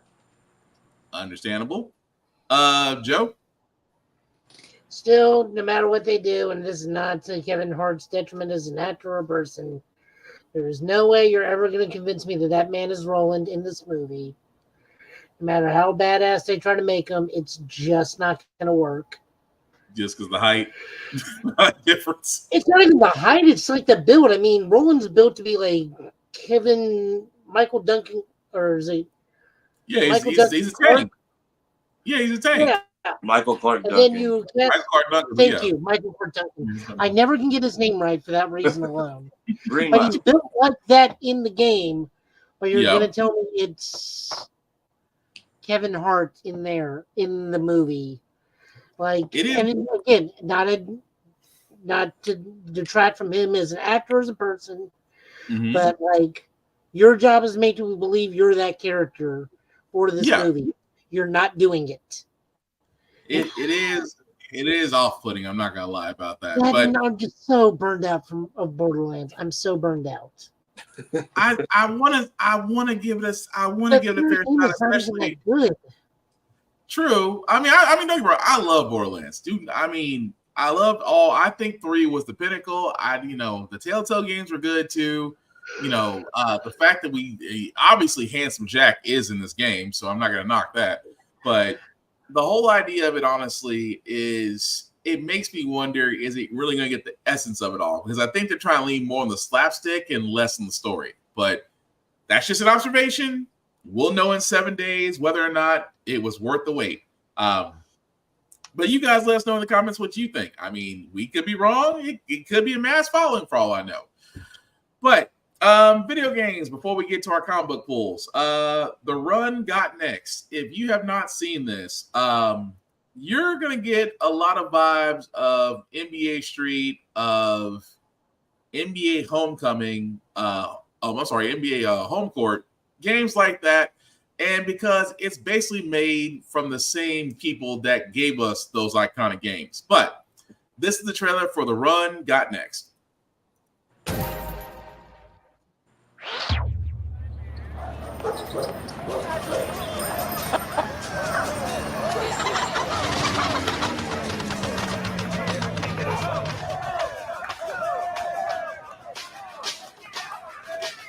It's go time. All talk, baby. Come on. Now you see me, now you don't.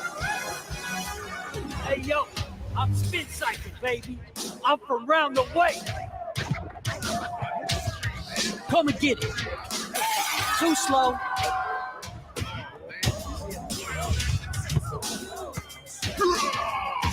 That's a big man.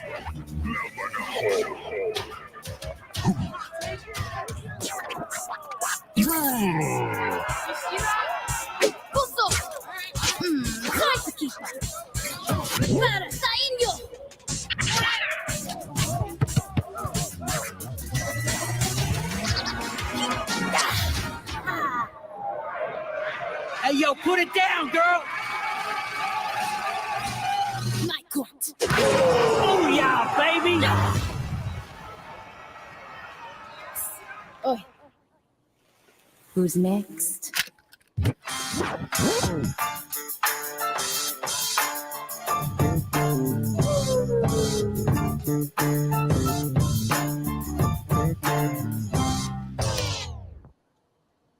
All right, so that was the trailer for The Run Got Next, and it, like I said, I got NBA Street, home court, NBA Jam vibes. It is made from the same people that actually did do NBA Street. It is right now wish listed for next year, but it will be available on Steam, PS5, Xbox Series X and S. What do we think, fellas? Outside of the fact that a dude that big, why? I'm sorry, E Honda playing basketball just messed me up for a second. In the Philippines, at that. Right. I need to see gameplay. It's a nice concept, but I need to see how it plays. Also, homie with the pink hair is giving Jet Set Radio vibes. I'm wondering what that's about. Has my attention, but I need them to do a little bit more groundwork. Understood. Joe? I'm going to do it. It's been such a long time since we had a decent 3-on-3 basketball game. I mean, if I could, I'd still be playing NBA Jam Street Tournament Edition and using the press up 7 times while holding start live for infinite firepower. But, that's me. Mm-hmm. Okay, cool. I just saw something that just kind of caught my eye for a second. One moment. Because I just saw something that really just caught my eye. Because the character, the official trailers for official Saiyan and Namek sagas. Oh, so there was a Dragon Ball Sparking Zero. So did that drop over the weekend too? Yeah, that dropped. I mean, it's exactly who we think it is. Okay. Yep. You know what? Pump it. We got time. Yeah, I missed all. Yeah, I'm not saying don't run it. I'm just saying there's no big surprises in this one.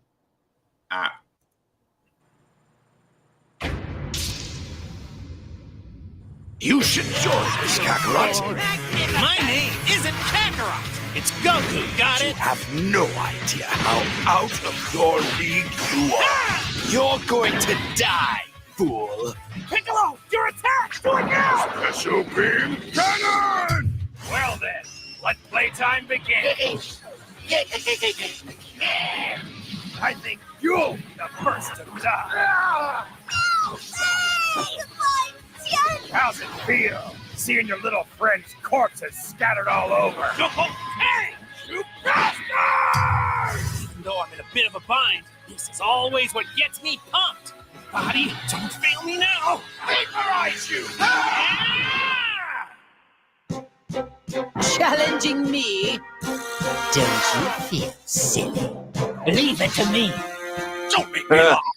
This isn't real. No. Simple tricks. Go ahead. Underestimate me at your own peril. We shouldn't be breathing the same air. Huh? You met the beauty, but now I introduce you to the beast. Fair warning, when I'm like this, I can't help but kill. Yeah! The Saiyans are a true warrior race! Don't underestimate us! I will resist, so long as I draw breath. You'll never defeat me with such paltry power. Look at you, boys! Even I can beat a monkey. It's our turn now, Vegeta. I like that body of yours. Change now! Whoa! Do your worst, but if you think this is going to be easy, then you're dead wrong! With each transformation, I become far more fearsome than before. Oh, well, excuse me. Prepare yourself and behold the second transformation of the mighty Frieza. I have no intention of allowing even a single Saiyan to live. What? Okay, it's finally ready. Is that all? You ruthless, heartless bastard!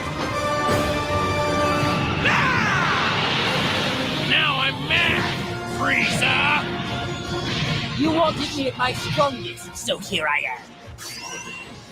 Min, you'll die in disgrace at the hands of your nightmare! You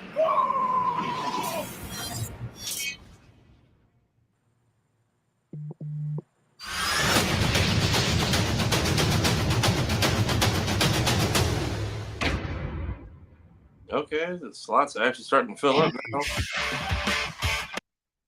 No, I'm not gonna lie. So it did show the Saiyan and Namek sagas. Okay, I mean, but yeah, Tafari, like you said, that character pool is filling up. Are we censoring Frieza getting cut in half now? Is that where we're at? Yeah, pretty much. But yeah, I mean, at least for it to be coming out, I think October 11th. Yeah, October is going to be a good month for gaming. It really is.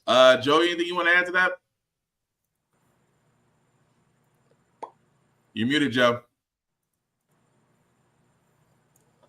What I was saying, wasn't really too impressed with this trailer because there was no big surprises and we all knew what we were gonna get. This makes Raditz look decent. Fair enough, but homeboy, whoever is doing I'm blanking on his name, but whoever's doing the voice for Frieza now is carrying the torch since Chris passed away like 2 years ago. I think it's his brother. Yeah, is it? I think it is. I remember reading that the person was like an understudy of his, and they were very close. I didn't know if they were related. Maybe him then, because I know his brother is the one that does Frost. I didn't realize. Frost was a slightly different. I was kind of sad they didn't do Linda Young for Frost. Yeah, because they brought Brian Drummond back to be the purple Vegeta. Still, that's interesting, but October 11th is definitely gonna make this fun as all get out. So, with that being said, guys, the last 3 trailers that we do have again are from Bleach: Rebirth of Souls. As me and Joe showed the gameplay from it, these are actually the character trailers that we're going to show. So the first one is going to be, for always fan favorite, Kurosaki Ichigo. Did they say if this was a mobile game or a console game yet? This is a console game. Okay. No, this is a full-on this is an arena fighter. Yeah, okay. So it's full on.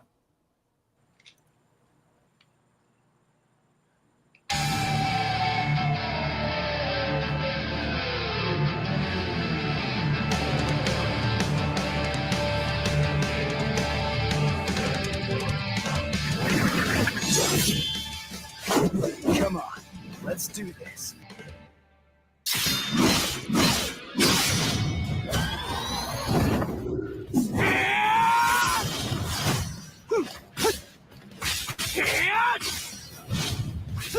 Here it comes!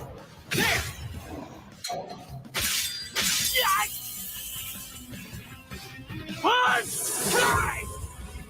I'm not losing.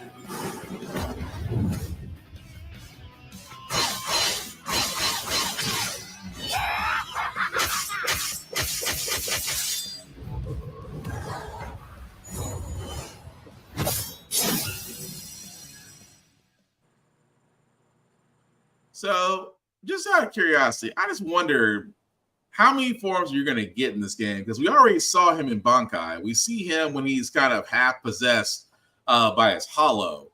So I'm just kind of curious to see exactly what else other forms he's actually going to have beyond that. But what do y'all guys think of Kurosaki's profile? Rest in peace, Shattered Blade. You tried when the Wii came out, but we haven't had anything good since Soul Resurrection on PS3. I'm curious to see, is this a Cyber Connect 2 game, or is this just like kind of a Storm clone-esque? I got Storm vibes from it. Because I can't say it's Cyber Connect. Don't kill Bandai, so yeah. Okay. I'm curious to see the last Bleach game I played was Heat the Soul 7 on the PlayStation PSP. So I forgot that got made. But where you gonna say, this is going, we think that this is going all the way from Kingfisher to rescue Rukia. So that means he's got his big sword, the cleaver, and the Bankai, and part hollow mask Ichigo. Okay. So basically, he's going to have his 3 forms. Yeah. He'll have his 3 forms then. Not Okay. not full Vizard, but half kind of possessed. Half possessed. Okay. But yeah, the next one we got, guys. Forgive me, my hair is going all over the place. But anyway, next character profile we got is Rukia Kuchiki. Forgive me if I mispronounced that. No, that's it.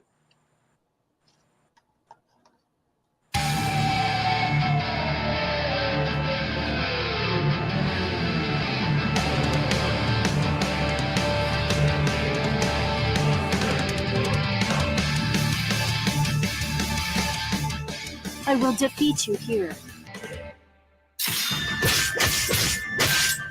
Huddle number 31! Shots Hall! There's no escape.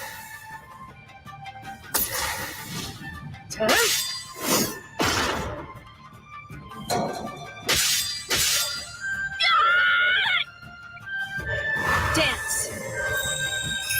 So Dano Shirayuki.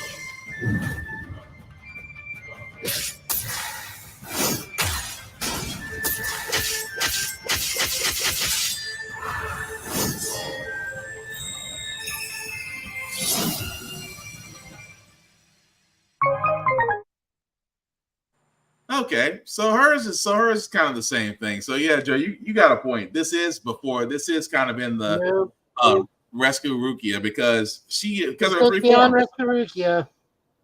With the actual one move that you're looking the at. One move. This goes to the Vizard arc. So because Rukia Rukia gets her does her Shikai during the Vizard arc. Yeah. Yep. You're right. It just dawned on me. This is at least goes to Arin. So now we have confirmation this goes to Arankar. Yeah. At so the you're very exactly least. right. Because I forgot she did not release hers until. Yep, you're right. I completely forgot about that one. She releases her Shikai at Arankar and then Bankai during the. Well, Bankai was 1,000-Year Blood War. She doesn't release hers until then. Right. So the Shikai is when she's fighting number 8, the dude that looks like the Ichigo, the dude that was the best one they got killed. Grimjow. Then the guy who more No. Oh, what do we have the trident that looks like Ichigo? Kai. God dang it. I can't think of his name to save my life right now. No, I don't remember the bad guy's name, but he morphs into Captain Kaien, who apparently is like a distant relative of Ichigo's dad, which is why they look painfully, which is why they look exactly alike except for the hair color. Oh, that's gonna bother me. I should know his name. He's one of the Espada. He turns into other. Yes. He basically has the ability to morph into any dead soul that has been passed on. I cannot think of that guy's name to save my life He had the water trident. Yeah, he had the water trident, and the hollow that infected Kaien was, I guess, a piece of him, and he was basically able to take the form of any Soul Reaper or person that hollow he had like the water tube head. Yeah, and she ended up, I think, releasing her ice to finally crack him towards the end. Yeah. Yep. Yukiora. That fool. Oh, okay. That's the one I was thinking of that looked like him. So this potentially goes at least to Arankar. Yeah. I hope we get at least to the, if not the finish, if not at least the first half of the Blood War, because the last game we had was Soul Resurrection, and that ended on Aizen. True. Well, it ended on Defense of Karakura down Aizen, or it ended on final Getsuga Tensho Aizen. Okay, Defense of Karakura down. Yeah, that was Defense of the Town. You can tell we're all Bleach fans. Just don't leave me hovering like the TV show did. Let's not do that again. You don't want to talk about Execution? You know what it was? The filler arc before Execution did more for the final arc than the actual Execution did. The Like we Zanpakuto see, War? Yeah. yeah, like the fact that Kubo liked some of those designs so much he kept them for when everybody basically had to relearn and rebond with their characters. Yeah. It was a little off. I will Didn't admit they like that. legitimately say something about that in one of the mangas too? It was kind of Like during the 1,000-Year Blood War, didn't like they actually make a one-off? It's like that one actually happened. Yeah, they made it one-off that it happened, but when the guy who becomes Captain Commander, I'm blanking on his name again, Sosei or something. Shinsui, Yeah. for some reason didn't have Shinsei. for some reason didn't fix his eye patch. But when you see the design of him and his Zanpakuto like It has that, personalities, it's the same design from that filler, but she now has a patch just like him. Yeah, because that's basically the swords represent his dual personality. Yeah, it's weird how the swords actually represent him versus them being a opposite personality. But yeah, his character great. His character arc is crazy. Did Execution do anything in the final arc? Like I know they show up for like a page when they first ship them off to the Zero Division, and then you just see them in the back leave, and I'm like, what was the payoff here? Nothing. I don't know what the payoff from the Fullbring arc was. I still can't. Filler. Pretty much Fullbring was just Ichigo get his powers back. That was it. Ichigo getting his powers back. Fullbring was Ichigo getting his human powers. Mm-hmm. Then 1,000-Year Blood War was him getting his actual super Shinigami powers. Mm. And then the second half was him getting his Quincy powers, because that's the one complaint I think everybody has, is that Ichigo is an actual literal Mary Sue, because he is everything in this. Every time an enemy pops up, he's somehow linked to them. Yeah. Although, being half Quincy and half Reaper, that was interesting. I did like the actual reveal of Zangetsu basically being his biggest help and crutch the entire time. Oh, he was a safeguard. Yeah, I actually like the fact that Zangetsu came out of nowhere and said, "I am not your real Zanpakuto." Because they kind of hint at it, because you realize in the beginning when he does try to say his real name, the bubbles fly over his mouth, and we just and after a while he just kind of stole Zangetsu's name. Yeah. But then to realize who he actually is, and because I started reading the manga when everything but the rain started, so I'm like, that was a nice jumping in point for me. And then going backwards and seeing everything that happened. That's the crazy part. But yeah, the whole idea of him saying, I was only put here as to basically protect you from yourself, because if you were to try to go for your powers now, it would consume you. Which is basically the explanation he gave him. It's like, I'm only here just because, well, you can't trust yourself, but now that I'm no longer needed, this is your true power. Jesus. That, and they're technically not supposed to coexist in one body, which ends up being the big saving of everyone getting their Bankais back. So putting the suppression but finding a way to blend them together was like an interesting concept. Because I like that we didn't just throw Zangetsu away. We at least let both of them like coexist. Yeah, which again, I hope they do the form justice. But anyway, I'm getting beyond myself. So we do have one last character trailer, guys. This one is Mr. Uryu, or as I like to call him. He's the reason why Old Boy and My Hero Academia exists, because I think they based it off of him. Ingenum is what I'm getting at. But anyway, yeah. If you look at Ingenum and you look at Uryu, I'm like, they based you off of him. That's the only way I could put that. But anyway, here's the character trailer for him.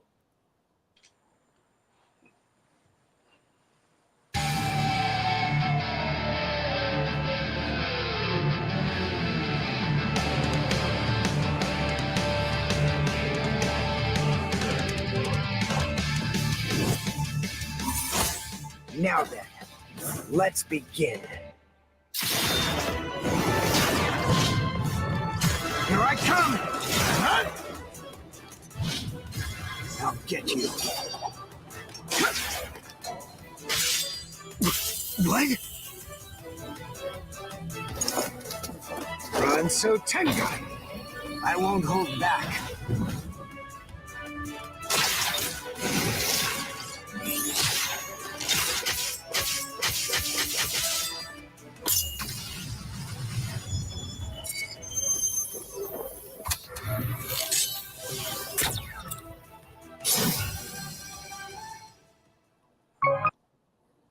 So what's interesting about yep, Joe, you had it right. So this is going through the Arunkar arc because it does show that one move that he does use on old boy, Sapporo, and then he goes back to the one move that he used when he was fighting 13, when he was fighting what's his name?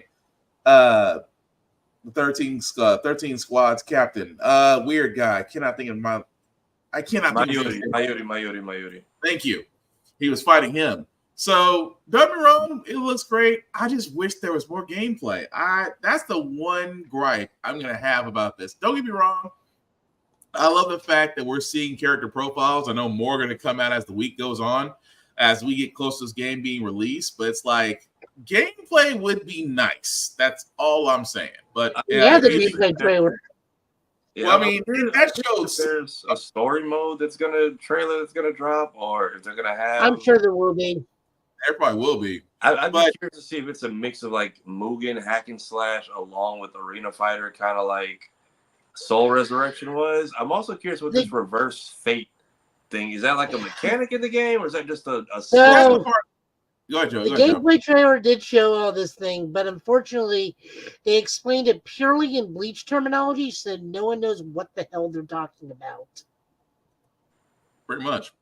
But that's the reason why I was saying for this aspect, I think it would do them a lot better justice if they did actually show it in the same way Naruto did Storm. How Naruto did Storm and or the next games after that.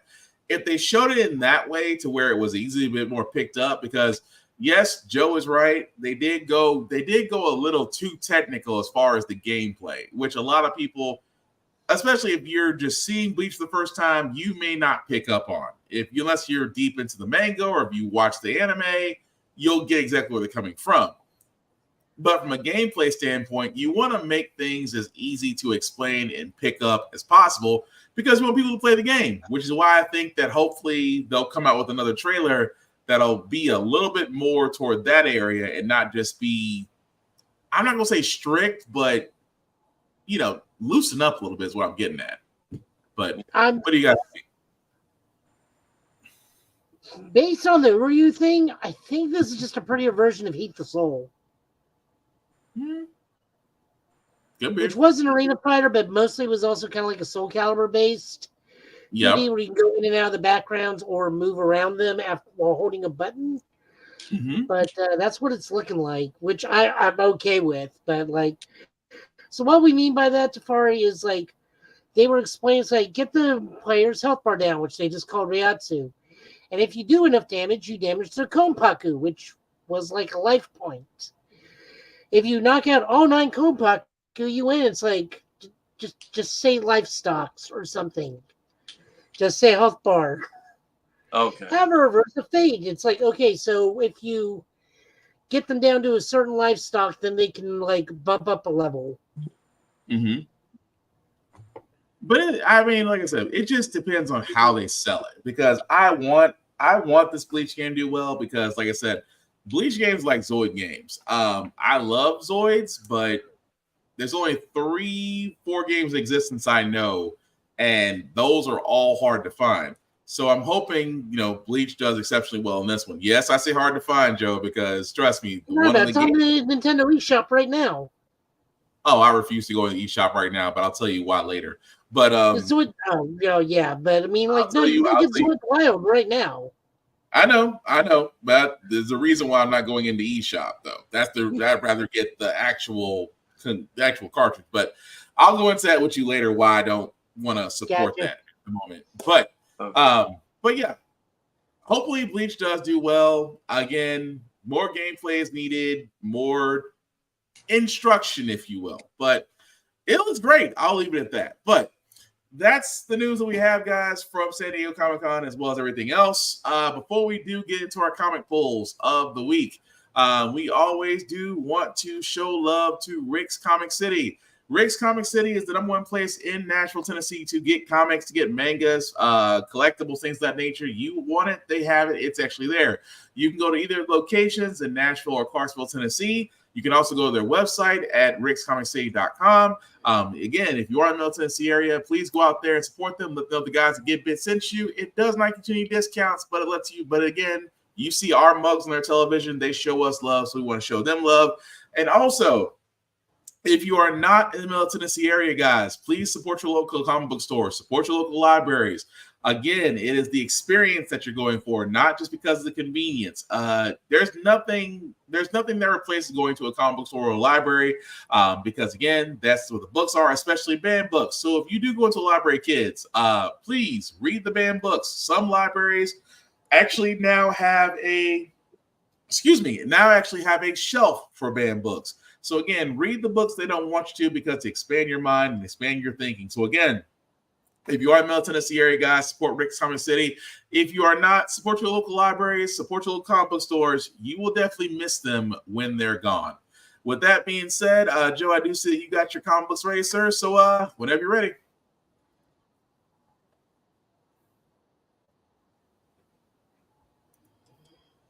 First issue we got is Task Force 7 #3, Jadestone. So we are looking at the Amazo that's going after the JSA, who's absorbed Alan Scott's Green Lantern powers. This is written by Jeremy Adams with art by Marco Santucci, and colors by R.F. Pirantano. Once again, we start seeing that the Amazos are starting to, when they acquire their superhuman counterparts' abilities, we're also acquiring their superhuman counterpart consciousness.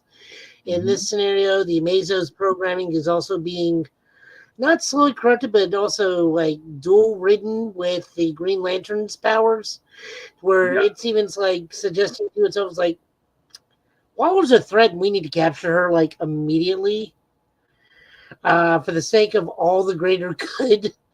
And normal program is like, no, we kind of need to tell her stuff. But like the Lantern program is like, no, this woman bad. Capture bad woman. No, really, the Ring even says that one thing is like capture bad person. Yeah, it does. I love the fact how the Ring. I love the fact how the Ring actually gave Amazo choice, and it messed with him. That's the part that killed us. Like, and you see, and again, you see it with Waller, where he's like, "Do I take Waller?" And it's like, I have a choice. I can go against my programming. So you do see that the Ring is affecting its intelligence at the same time, and not to get too far ahead. Even Alan Scott himself is like, maybe there's a way out of this. So, but yeah, I thought that part was cool. Because this Amazo does not have a standard Green Lantern's powers. This one absorbed Alan Scott, who is gets his power from the mystical Starheart. So it's space Green Lantern magic that's giving this Amazo choice. I wonder if that means it's going to end up like the one hunting Lex Luthor in Unlimited. That one ish. That one Amazo, where it's like, what did you do with Oa? I moved it. You destroyed it. No, I moved it. Can you put it back? That. Okay, it's done. It's back where it was. But yeah, but Absolute Power is starting to look good. But I enjoyed it.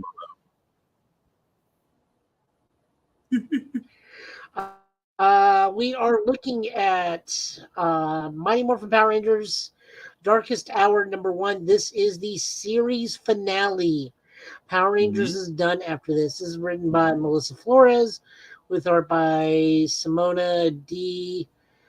Gina Felice and Raul, colors by Raul Angelo. I don't want to spoil too much about this one, but we get a lot of morphing, a lot of double dealing. Some people get together. Some people, some Rangers die. Good wins in the end, but at what cost? There are multiple Tommies.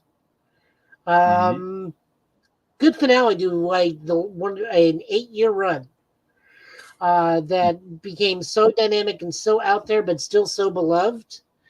We got to talk to Steve Orlando about this, which we will talk about our interview after we do the comics. But we talked about his role in this Power Rangers comic. He wrote the first 12 issue backup stories about Bulk and Skull, and they get their fair share in this book as well. I was going to say, is this the comic run you were asking him about? Yes. Okay.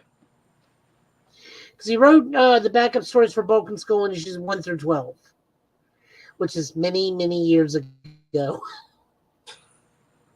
Still, I wanted to bring it up. Speaking of Steve Orlando, we're looking at Annihilation 2099 number 5 with Dracula and the Lord of the Vampires. Written by Steve Orlando, art by Dale Eaglesham, and cards by Raul Angelo. Aliens have captured Dracula and his generals and are experimenting on them because they've never seen vampires before, and Dracula just slowly bides his time and starts breaking out, and things go south for those poor aliens, which turn out that they are the evil space Vikings that Spider-Woman 2099 come from, as told to us by Steve Orlando. Nice. Although it was interesting to see Dracula just all of a sudden just Wi-Fi blood plasma from his generals to himself. That was impressive. I mean, it's Dracula. He can do anything he wants. No one's going to argue with him. It's like, when did you get that power? I'm Dracula. I have all the powers. I mean, exactly. Yeah, that's a fair point. That's a fair point. Next up, we're looking at Miss Marvel. This is annual number 1. This is part of the Infinity Watch storyline. This is written by Iman Vellani, actress and Miss Marvel herself, along with Saber Perzada, with art by Jadea Belvuso and colors by Yin Nitro. This is nice in between where Kamal's on break, hanging out with friends, and someone with the Soul Stone, I believe. It's yellow, so it's gotta be the Soul Stone. Starts coming in and wrecking crap, and then they fight, and then they're friends, and then more shenanigans. It's just nice annual that helps get you caught up with what's going on with Ms. Marvel, because now she's a mutant and one of the starring mutants in NYX. But still having her own solo adventures. And I'll say this, Iman Vellani is coming a long way as a comic writer. It's still consistently good, and she knows her own character. So, nothing's out of the ordinary, and I'm enjoying the book. Yeah, I did enjoy this one. This was actually a nice little... It was a different story, a source with multitude, with the ability to mimic different heroes because of the Soul Stone. But yeah, it was good. It was a good story. Next, we got Blood Hunt number 5 of 5, written by Jed McKay, drawn by Pepe Larraza, and art by Pepe Larraza, and colors by Marty Garcia. This is the finale. Everything hinges on this. A status quo has actually shifted in Marvel. Multiple status quos have actually shifted in Marvel.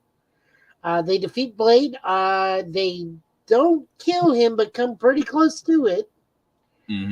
Vampires can now walk in daylight, and Dr. Doom has usurped the title of Sorcerer Supreme, leading into our winter event, Doomed. I still find it funny where Doctor Strange is like, "You give me your word, Doom. Once you save the world, you will give back the Sorcerer Supreme mantle." And he's like, "Yeah, my word." I would have been like, "You need to stress that just a little bit differently." Now, Doom, remember your oath. Your oath. Be gone. He's like, "I remember my oath. When the world is safe, I will give it back to you. I will give the title back to you. And the world is not exactly how I see it. This is why when you're dealing with Doom, words and details matter."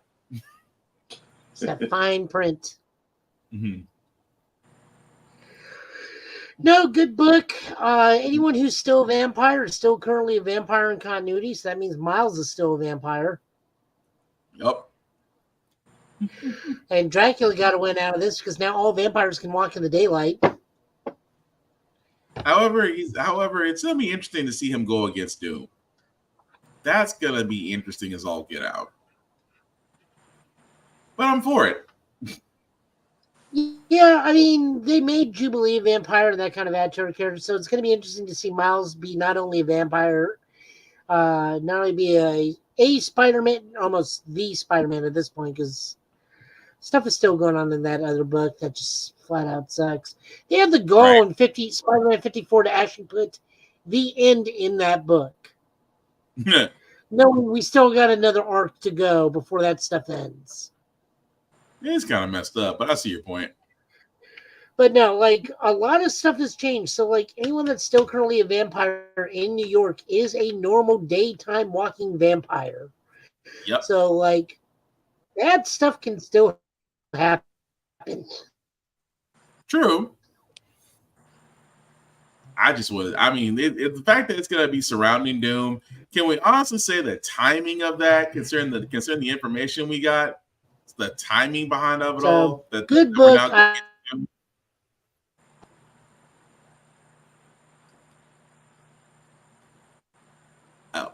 We might be slightly delayed.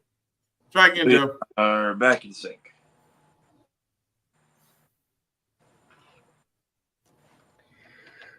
Uh-oh. Hang on. You back with us, Joe? Yeah, I'm back. All right. Go for it.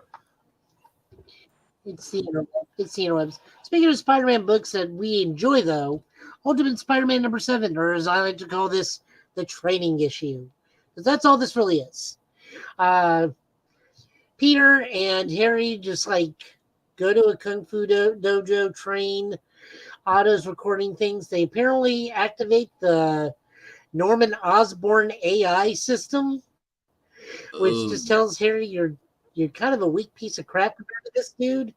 And like this is how the Green Goblin goes bad. The AI is going to take over the suit, or it's going to drive Harry nuts. One of the two.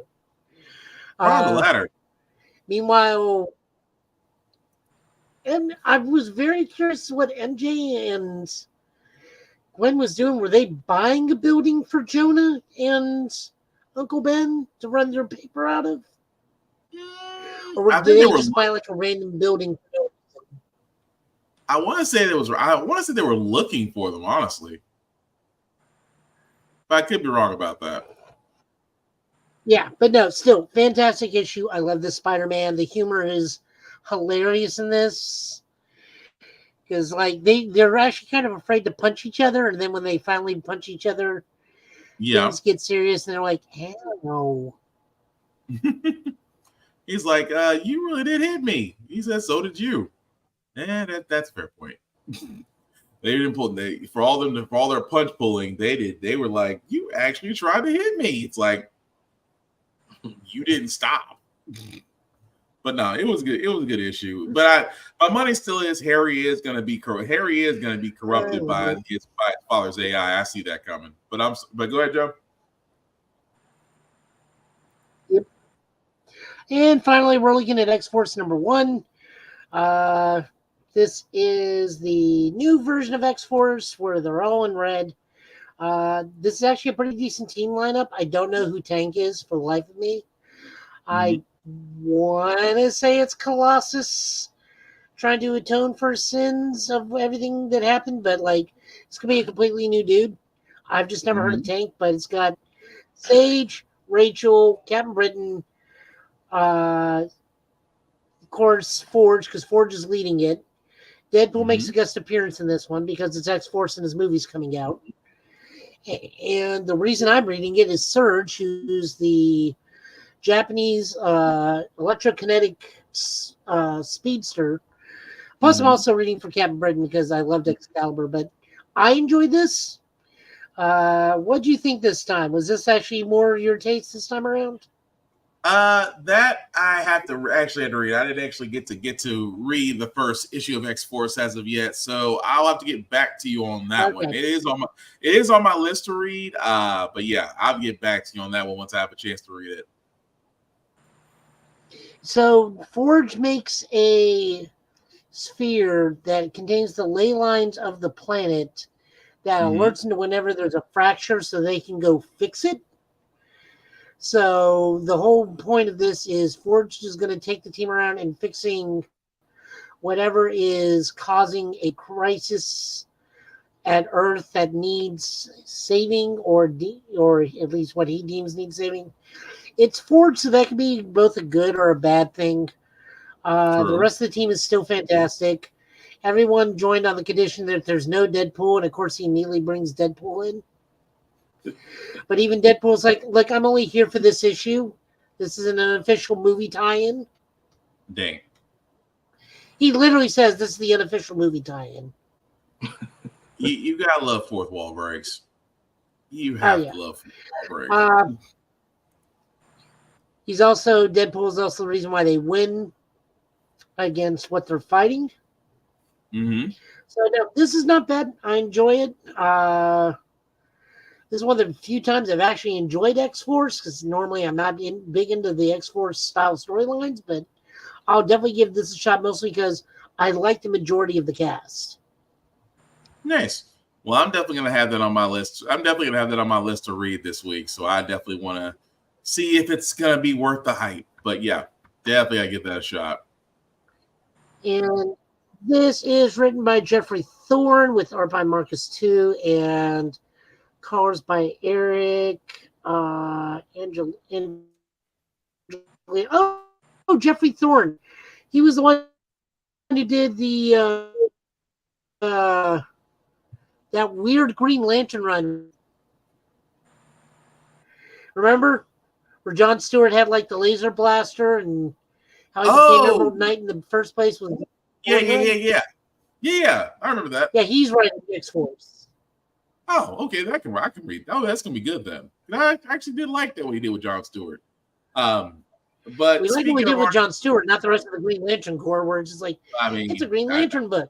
No one has the rings anymore. I'm just saying he did well with Jon Stewart. I can't explain what the ring did with the rest. I'm not arguing that. But yes, but that's everything. But I was going to say, not to cut you off, Joe, because as Joe did say, him and Tafari did get to interview a great artist. Joe, Tafari, would y'all like to speak more on that? I mean, I was just bouncing off Joe because it was apparently we all got in like right at the same time because he was just getting off of GalaxyCon, but he loosened up real quick. He gave us a lot of like inside stories and just like fun little tidbits behind the scenes.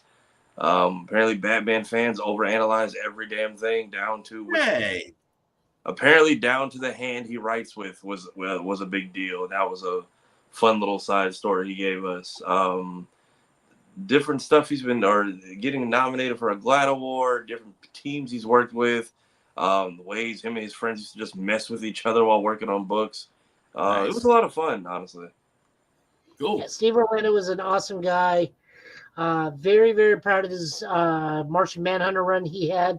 They said fight through hell to just get the book made. I asked him, which was a question one of my friends asked me to ask him, and I hope that got answers. Like, how does it feel to having your book continuously relaunch? Because Scarlet Witch is now relaunched a third time. Oh. No, like it's continuing the same story. Oh, okay. It's having a relaunch because it was really Scarlet Witch, then Scarlet Witch and Quicksilver, then back to Scarlet Witch. Ah, okay, gotcha. I thought it was the other way around. Okay, that makes sense. And that he's always going to be the 2099 guy. So I just flat out like, so when are you writing X-Men 2099? He's like, not yet, but it's a coming. You reached the NDA territory? Yeah, we did a couple times, and then we asked like some really, it's like, what was the hardest book to work for? What's the easiest book to work for?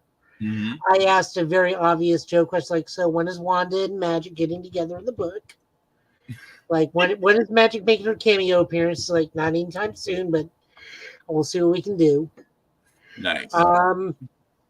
He was just awesome to talk to. We mostly stuck to comics because, we didn't know that he was a huge wrestling fan, but he said he would like to come back on later down the road, talk wrestling with us. Sweet. That is definitely, we will keep that in mind. And yes, we will start including wrestling just because a lot of great things are happening in the world of wrestling right now, especially with AEW and TNA. I'm not going to say Joe Henry because, again, everybody will go right into the hand clap because that tune is catchy, and I give that man credit for that. But we will start talking more about the state of wrestling in the coming weeks. So we definitely will. If Mr. Orlando will have us, we will definitely have him back on for that. But thank you, Joe, for the comic book pool. So as we wrap this up, Tafari, I'm going to get to the point to where I'm going to pronounce your name properly. That's the reason why I keep on throwing that out there. Have I been saying it wrong the whole time? We've all been saying it wrong the whole entire time. He's got you know what? Before I put him on blast, he's got a whole freaking video that he decided to say, "This is how you pronounce my name." I have been knowing this cat for almost damn near close to a year.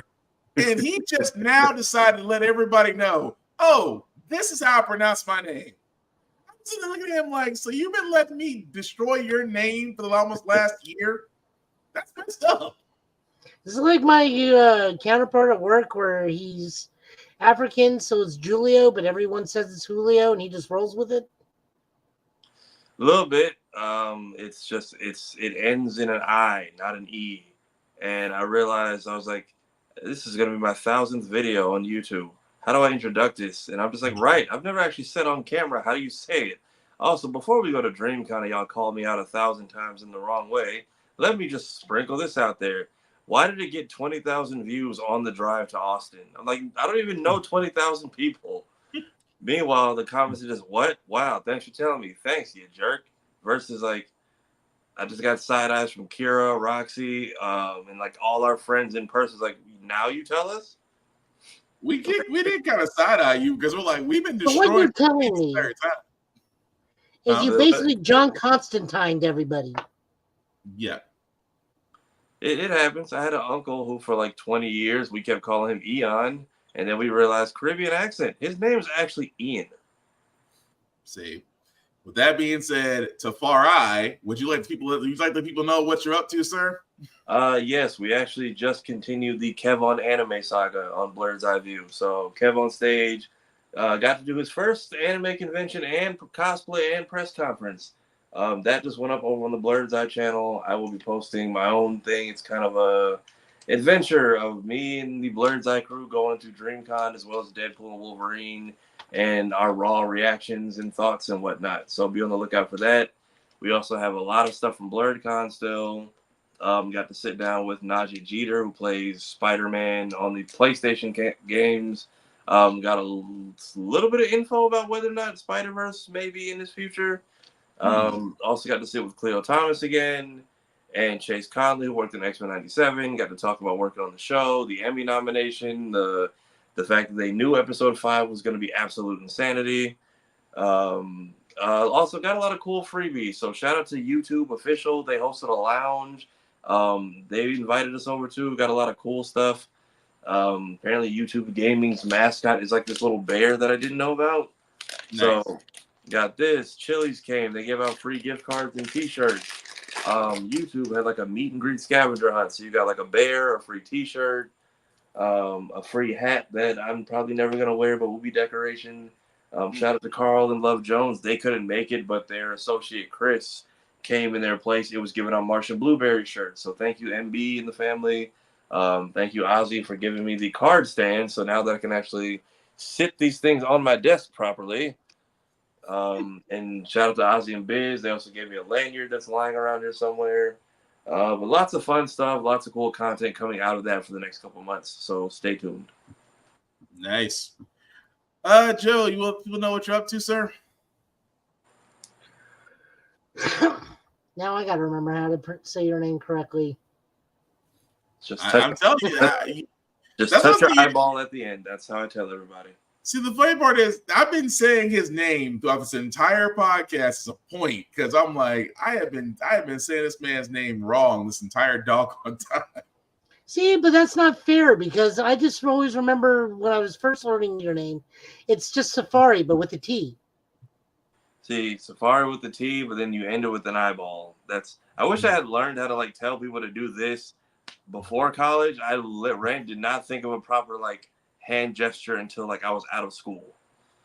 It's like all my substitutes would have really appreciated this. I don't know. When I say Safari, I'm thinking it's like I've been on multiple safaris. Those work too. Oh, wow. Anyways, me and Tafari are got through Ultraman 3 and 4. He is still invested in it, surprisingly. I still am too, but it's just been good. We got to see Kid get his parents killed. We got to see him take on Kaiju Pikachu. Next week we get to see a lake monster fight. So it's still going good, still going strong. Other than that, I've just been playing Monster Hunter either on Twitch or not. I'm stuck on a monster for like a week and a half because like he's not like final boss. I'm past the final boss. Now I'm in the after game content, so it's like, oh, you beat the final boss. Here's harder stuff. Yeah, nothing says challenge like Dark Soul-esque. No, I actually have the gems that let me dodge roll even easier and better and further. It's just like it's a dragon of tornadoes and lightning constantly. Nice. Not really, no. Still not enough. Still not enough. I mean, I'm actually doing it where like other hunters come in. And I can't tell if I know it's adaptive and it gets harder the more hunters you have in the fight with you. But at the same time, I can't tell if I'm screwing up more or these people are screwing up the job for me. Damn. So I don't know. I honestly don't know. I'm not going to say it's the other people because, like, no one's actively bad at Monster Hunter on purpose because, like, we are all share the same source pool, reward pool. So, like, your rewards are my rewards as well. So, yeah, fair point. But really, that's it. Just, work and life and whatnot. Remember to go vote. We are currently voting at the state and federal level. Please go out. Please go vote. It's very important. I can't stress that enough. Highly important. Highly important is right. Well, thank you, Joe. Guys, for myself, first we do some shameless plugging as well. BlurredStation.com. We keep stressing this, guys. This is the vehicle, the table that we've always wanted, the place to where we can have our content that we own, that we can view and basically grow from. Again, it's $10.99 a month. $10.99 a month to view Blurred Station, to view television shows, movies, anime, comics, you name it, it is definitely there. If you decide to join Blurred Station, please go to blurredstation.com, hit the Join Now button, select the Blurred's Eye View Affinity membership. You can either select myself, Black Spartan, or Tafari TV. Yes, I'm going to keep saying that. Either one of us. Repetition helps. Also, Bo DeMaio likes our beta, so you should too. Oh, that's right. Bo did get to see it. Thanks. Shout out to Hellspawn Cosplay for that. Bo and Mark Phillips of RDC both gave us compliments on the beta. Nice. But again, Tafari TV or Black Spartan, either one of us as affiliate partners, we would certainly appreciate that. After 36 months paying $10.99 a month, guys, you do get to own a piece of Blurred Station. If you are a content creator and would love to have your content on Blurred Station, you do need to join as a member first. That allows you to talk to people behind the scenes, and if everything works out, your content will also be on Blurred Station, and you get to own it. It's just that Blurred Station does ask for a piece of distribution. You can't beat a deal like that. So, for all those that are wondering, where's our table? Where's our place for our content? You now have it at blurredstation.com.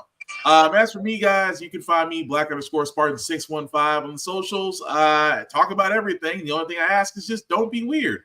I really don't want to have to block you and do all this kind of stuff because, again, I am an open guy. I like to talk about everything, not just comics and anime and sports and wrestling, but current event stuff and stuff going on too in our world. Like Joe said, voting is very important. You just do it, please.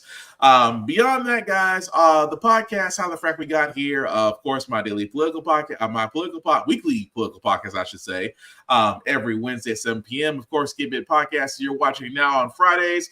Both these podcasts can be seen or heard wherever podcasts can be heard or watched, wherever you get them. But again, always check out our Facebook and YouTube pages where you can actually find our content there, mostly YouTube because Facebook is kind of becoming a dying animal. So again, support us there if you would please. Again, also, like a good friend of ours, Navy Montel, or I like to call him Reverend Navy, would say, a like, a share, and a follow costs nothing but means everything. Support us the same way you would support Beyonce or the same women that pay $1,000 to get a picture with Chris Brown. Although I would love to be on that level, but I'm just saying. But with that also being said, guys, as we do wrap this up, we will hopefully be back here next Friday, same Get Bit time, same Get Bit channel, although it might be without me because I haven't announced this, but I'll go ahead and announce it now that me and my wife are expecting our baby girl next Friday. So it just might be Tafari and Joe running the show for a little while yours truly is going to be spending time with my Dora Milaje. So